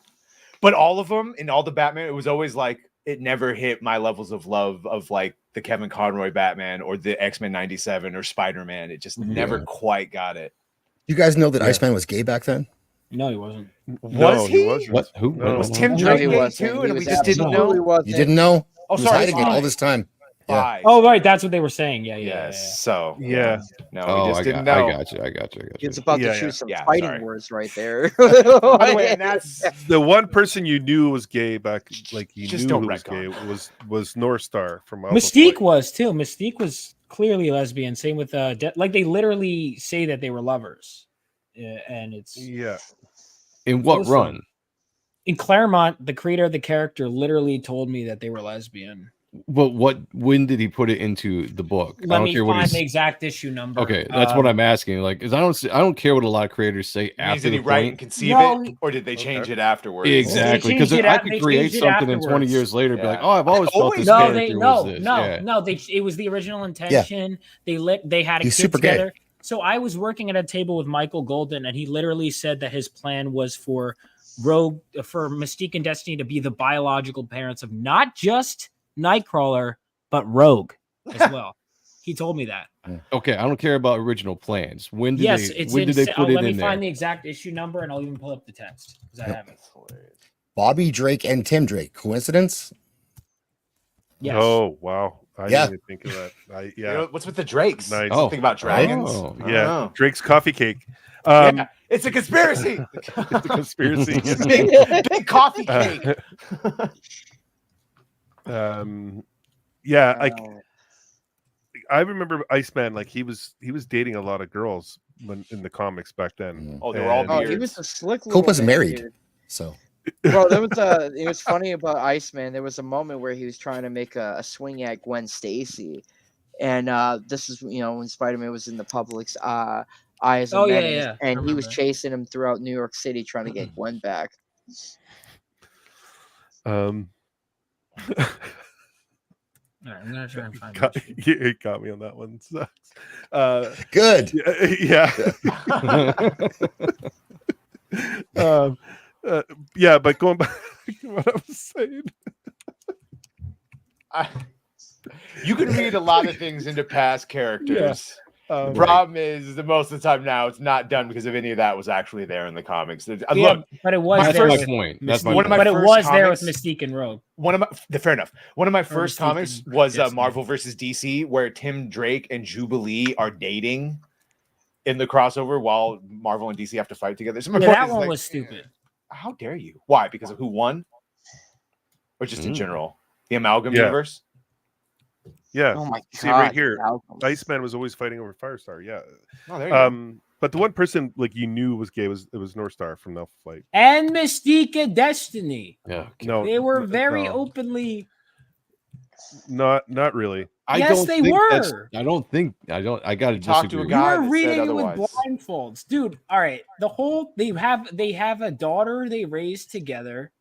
Yeah. What year are we talking about? Yeah, where is their daughter? What issue is that from? Because Yeah. our crippling heteronormativity and patriarchy is not allowing us to accept So- this. Right.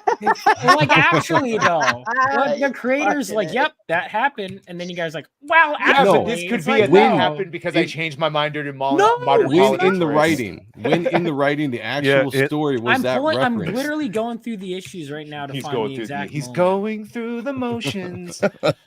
There's Well, a as you do moment- that, we'll kind of quickly just finish All this right. off because there's not much left to it anyway. Oh, So shit. Sinister kind of drifts off into the darkness.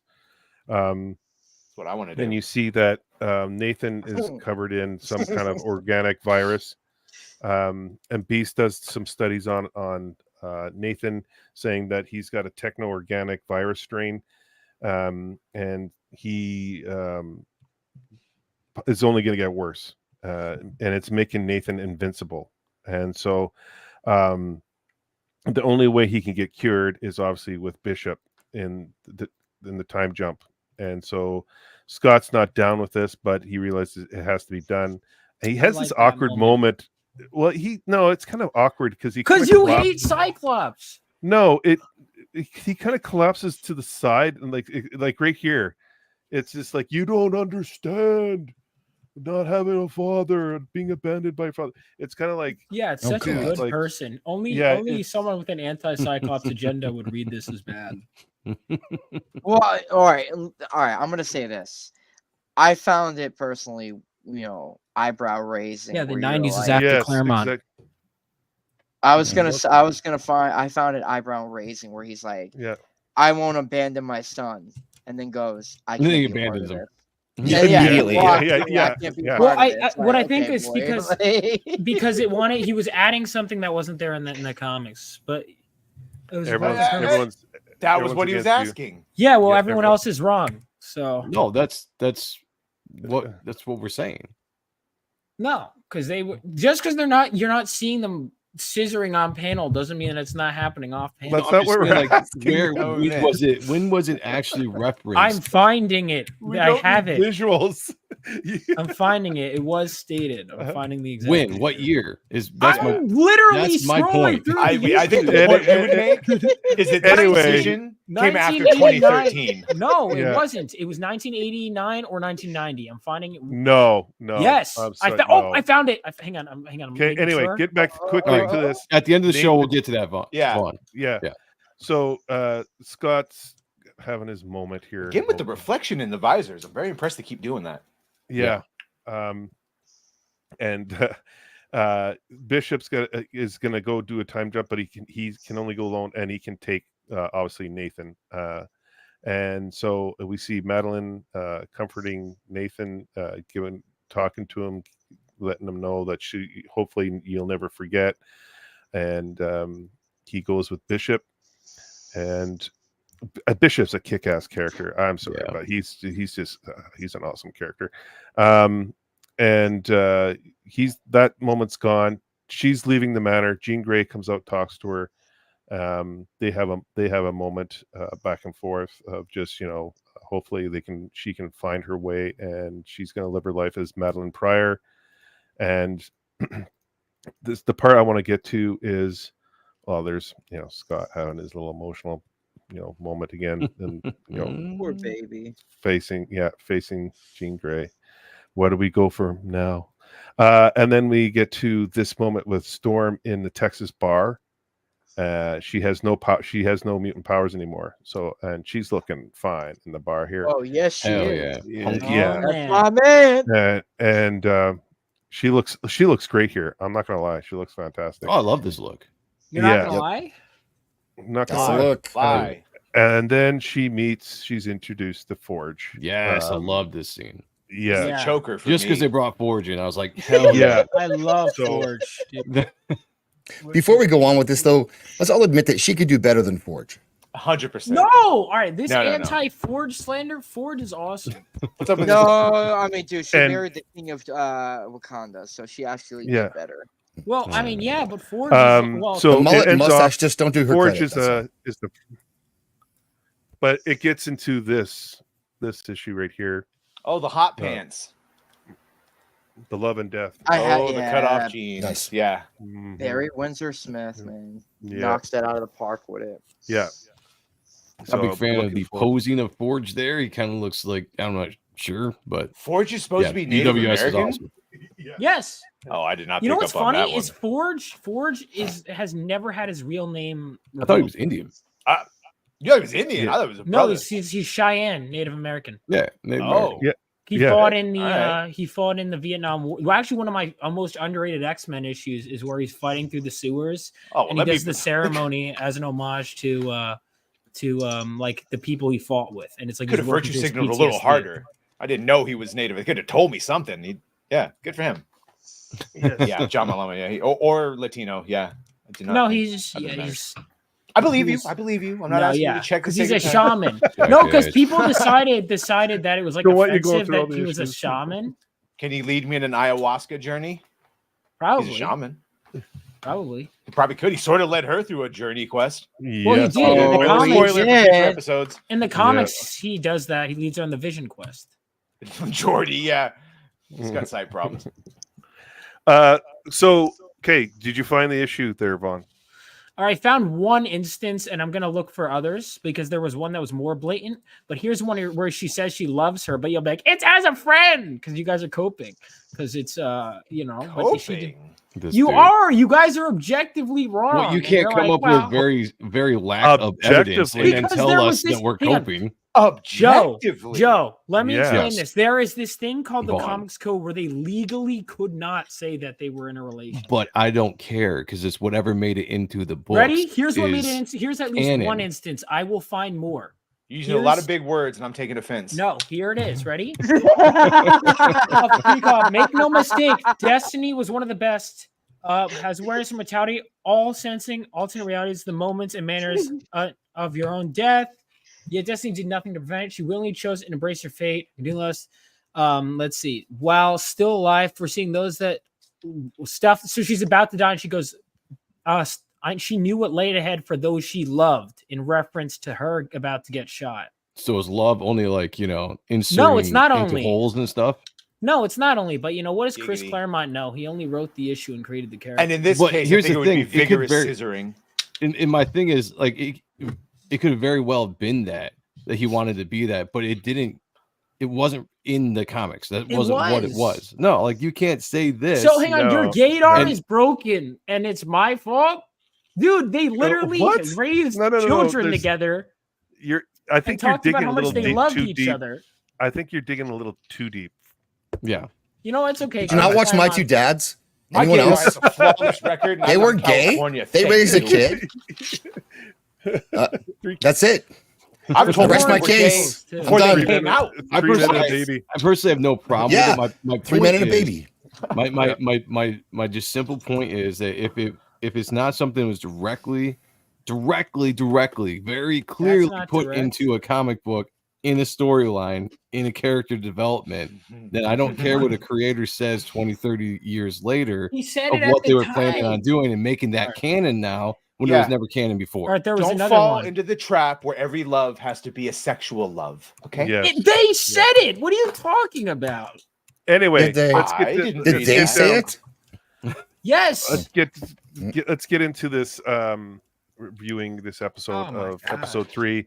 General thoughts, Mr. Joe M. Sontag. Your general thoughts of this episode. What were your General thoughts, I loved it. It's another 9 out of 10 episode for me. And a lot of it had to be because it again went into a direction I didn't think it was going to go, specifically with the sexiness of the Goblin Queen, the maturity with the fights, the blood, the horror element of the entire series or the entire show.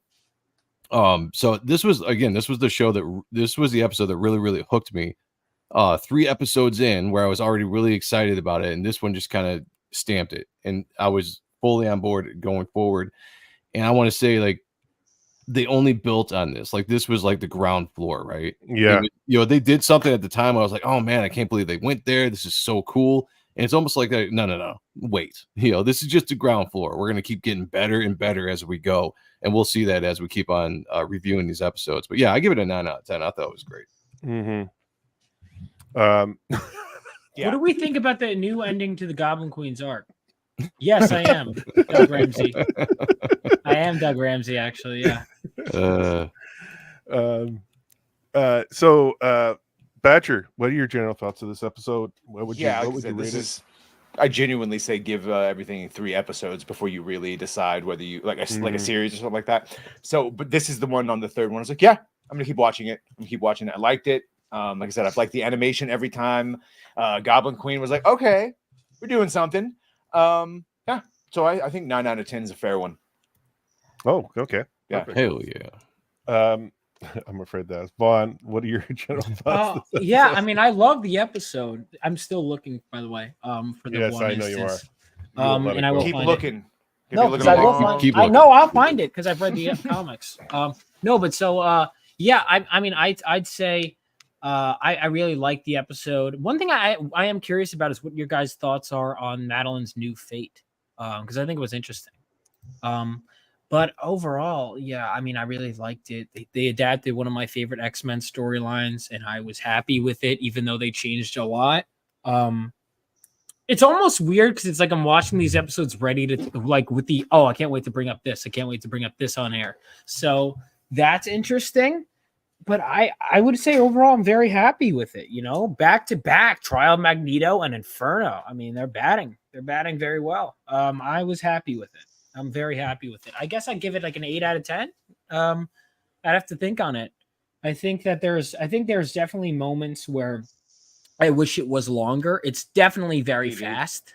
Mm-hmm. I feel like this could have been 2 episodes. I really do. But yeah. Yeah. Zaxx, your general thoughts there, sir?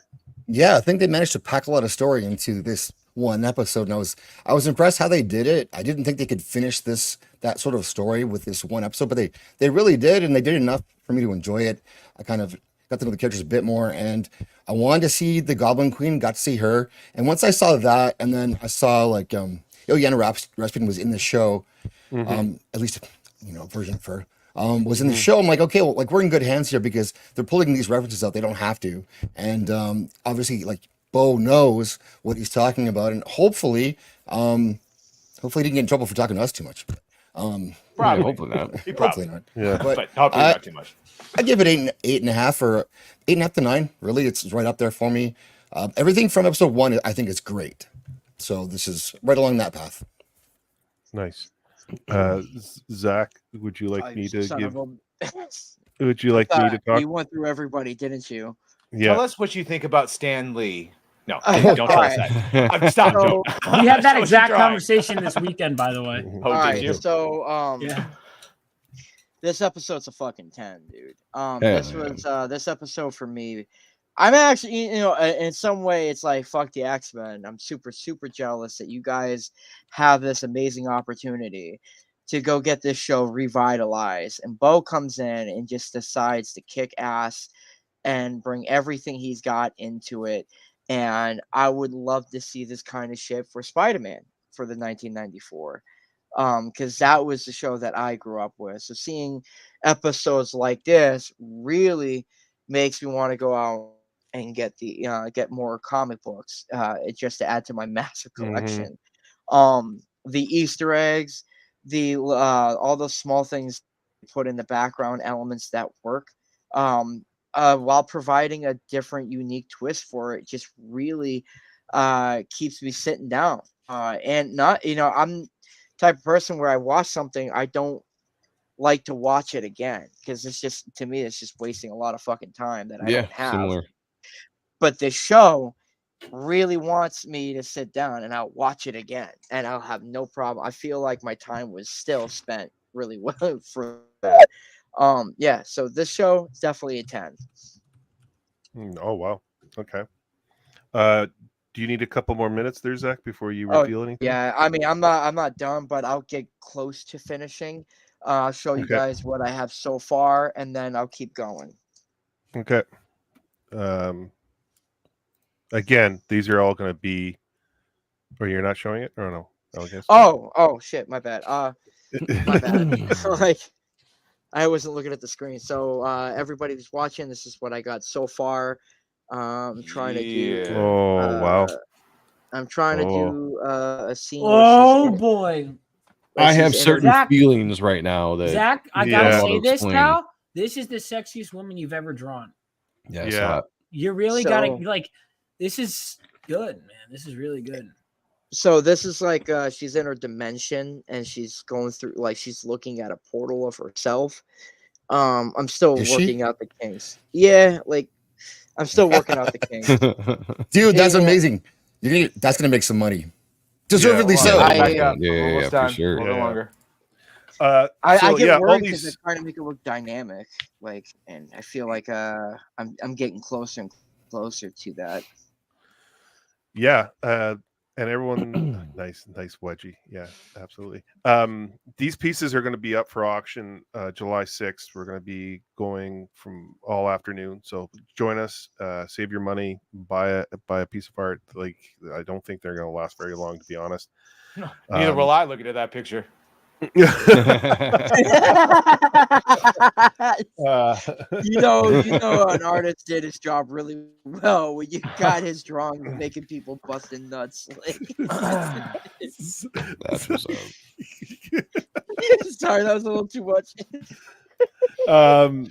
No, yeah, this episode for me, I would definitely give it an 8.5, 9 out of 10. This is a solid episode. There's a lot condensed into here.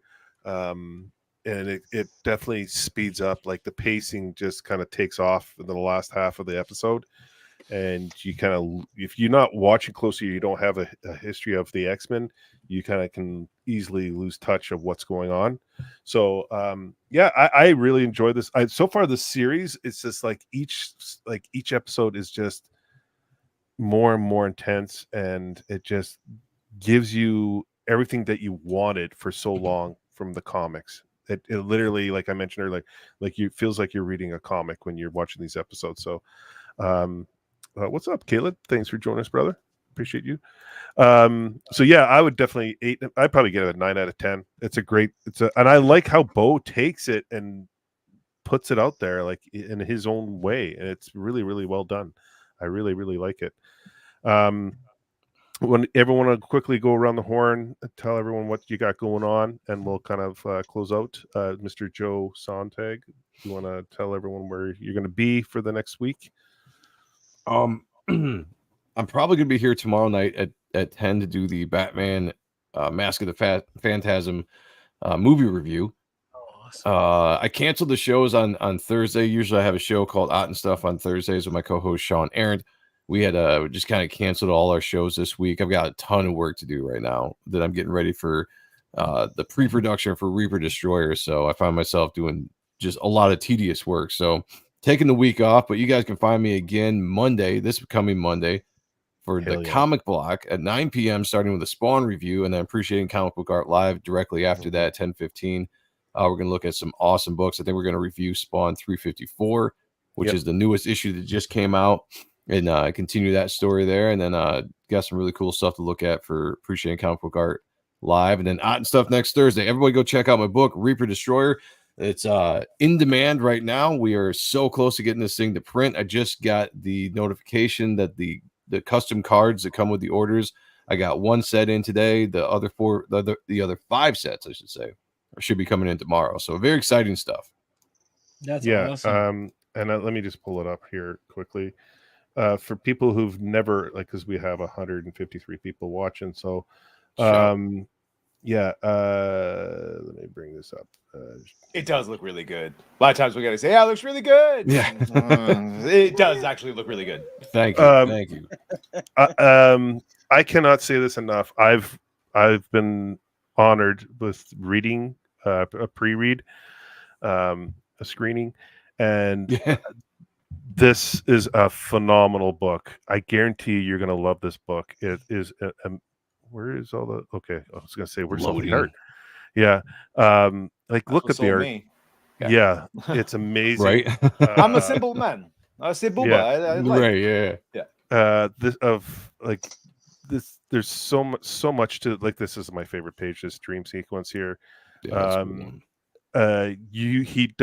Joe does an incredible job putting out the story, putting a lot. You just got to read it. I don't want to get too far because I don't want to spoil anything, but it's incredible. It's really, really well done. Thank you, Jay. I appreciate that. And it's funny. Like I had a really cool phone conversation over the weekend with a former writer. He worked at Marvel, been all over the place. And I'd had him on the show before, and I was just like, "Hey, man, would you consider just reading this book and tell me what you think? I love critiques for going forward so I could become better and all this kind of stuff." And it was awesome. Like, he had some really, really good praise for the book. He really enjoyed it. And then he also had some very fantastic critiques about, getting better as a writer, storytelling and stuff like that I can do going forward. But it was extremely fun to hear that he enjoyed it. I was like, this is a dude that works, as a writer for 30, 40 years, so that was a really big confidence boost within what I'm creating. So that was cool. It was a cool experience this weekend. Nice. I strongly encourage you guys to go out there and get it before you can't. So that's Reaper Destroyer. Thanks, Joe. I'll see you tomorrow night at 8:00 Eastern. So Angry Badger, what do you got going on this week, buddy? You will also see me tomorrow night. Yeah, I will. For the Mask of the Phantasm. Yeah, it'll be good. Nerd Wars. And speaking of Nerd Wars, so tomorrow in Badger Cast at 3 p.m. on my channel, and then on Fridays pre-F&T on Nerd Wars channel. The hour before F&T, even though we might be starting that a little bit sooner due to demand. But Friday night inside the Badger Den, and then Saturday and Sunday on Nerd Wars. But the big one for me now is Mondays. I'm on Versus on Film Threat. and then like Oh, wow. immediately after that, it goes right into Nerd Wars. Although that will change now, and I'm taking over Mondays, and it'll be Monday, Tuesday, Wednesday Badgercast. It's a whole bunch of streaming. It's fine. I stream with my heroes though. No. Tomorrow, Badgercast, 3:00 PST. Be there or be smart, because who comes to watch us? I don't know. Okay, come watch. Yes, Batman here and here tomorrow. No, go Be check good. out his channel. Badger, like he has a great channel. I remember I catched him very early, and he was on Saturday Night Hypnosis. The guy knows a ton of shit, and he knows everything about pop culture, at least. And if he doesn't, he'll find a way to Or tell you I learn don't. about. No. Yeah, Gooch touched Bo's Gooch and didn't approve of the Oh, nice. hello, By the way, Zaxx. I don't know why he's saying that. I did watch Acolyte episode 5. I watched it with Star Wars Theory in his chat. And the thing, Yeah. whatever. Yeah, it was. I was wrong Not on good. one thing. I was wrong Yeah, on something. go. There's an sub to episode his channel. 5. Yes. Yeah, God, I'm glad I'm not watching it. Vaughn, what do you got going on this week, Yeah, buddy? so my comic book Phenomenova is going to be dropping a new cover, and it's going to be launching on Kickstarter and Indiegogo next week. But Nice. it is already available on Fund My Comic, and if you back it, you will get it. If you back it on Fund My Comic, you can get an exclusive free mini print that has our main villain with art by Zack here on the panel, and he gave me the original art piece this weekend. We were tabling at Garden State Comic Fest. Nice. So I saw that. Looks good check though. that out. Yeah, So, that's awesome. we are close. We only have 5 pages left to color. Like with the other one, it was it's great. So it's really. It was cool fighting with certain characters. Freaking nightmare. How Well, dare you, Vex? I'm all that is man. I'm Wolverine. He's rogue though. He is rogue. Yes. Yeah, Me? I'm Hell no. Yeah. I don't look anything like Rogue. Look, the dog tag says Wolverine. I'm a New Mutant named Doug Ramsey, who Yeah, is a very see? popular There it is. character. Right, Jay? Was Doug See? Ramsey your favorite New Mutant? no. Was he anyone's? No. No. I honestly forgot about Doug Ramsey. So Well, all right. So, fun fact: Doug Ramsey, the fans were like, "Can you please kill him off? Like, he doesn't, because his power is he translate languages. That's his power. Hell of a power.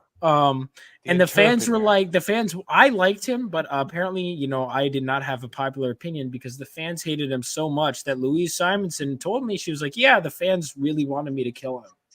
So they killed him. yeah.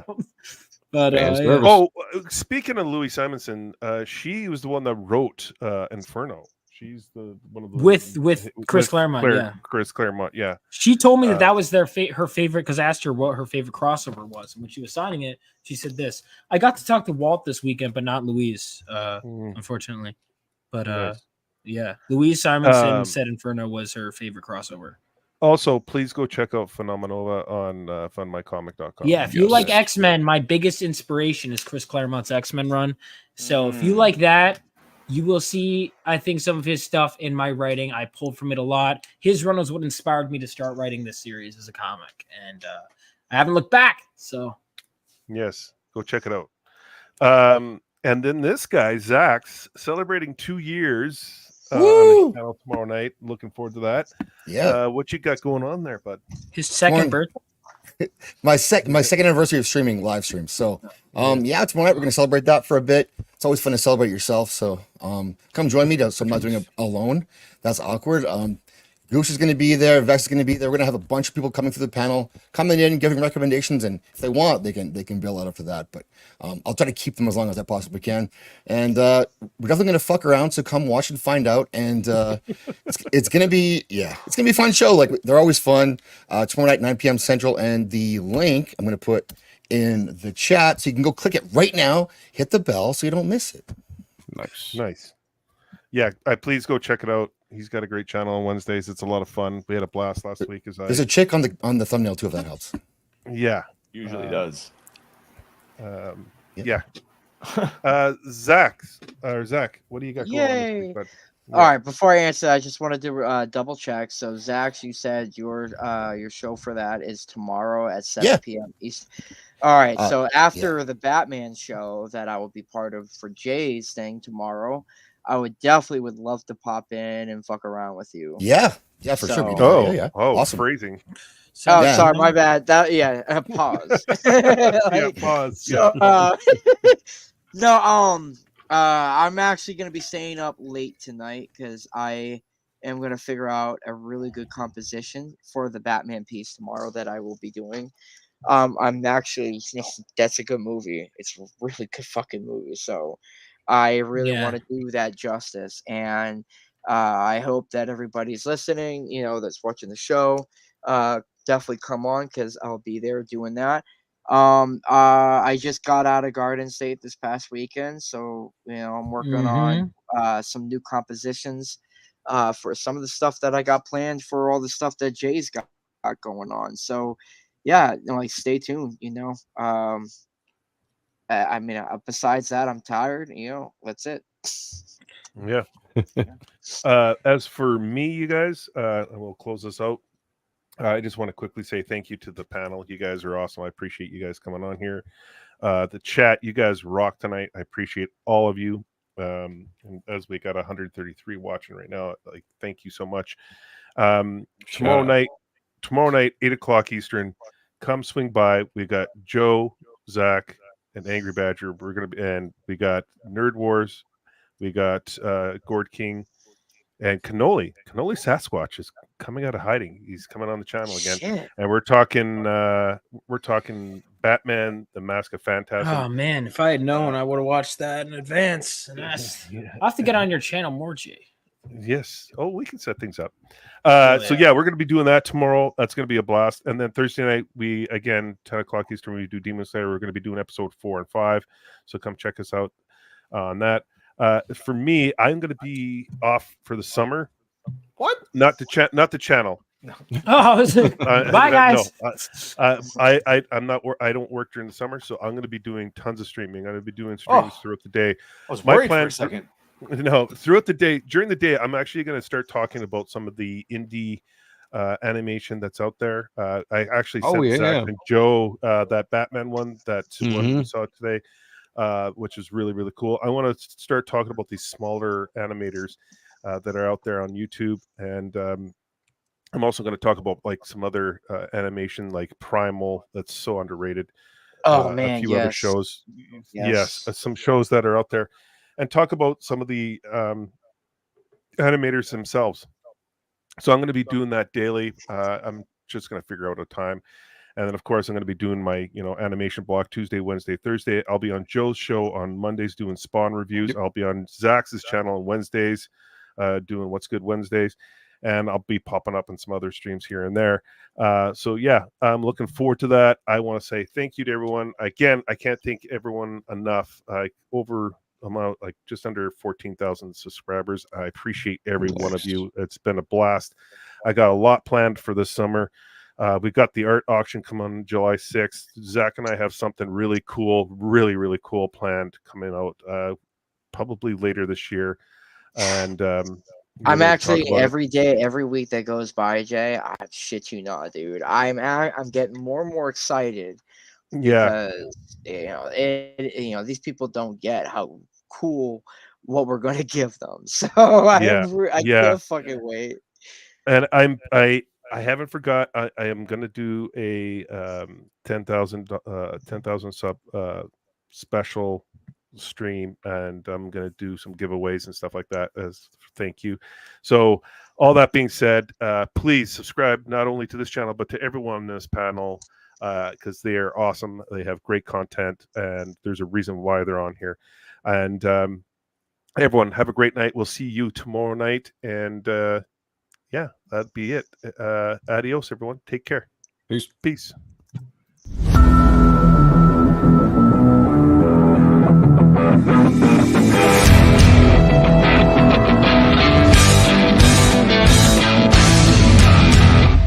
You ever dance with the devil in the pale moonlight?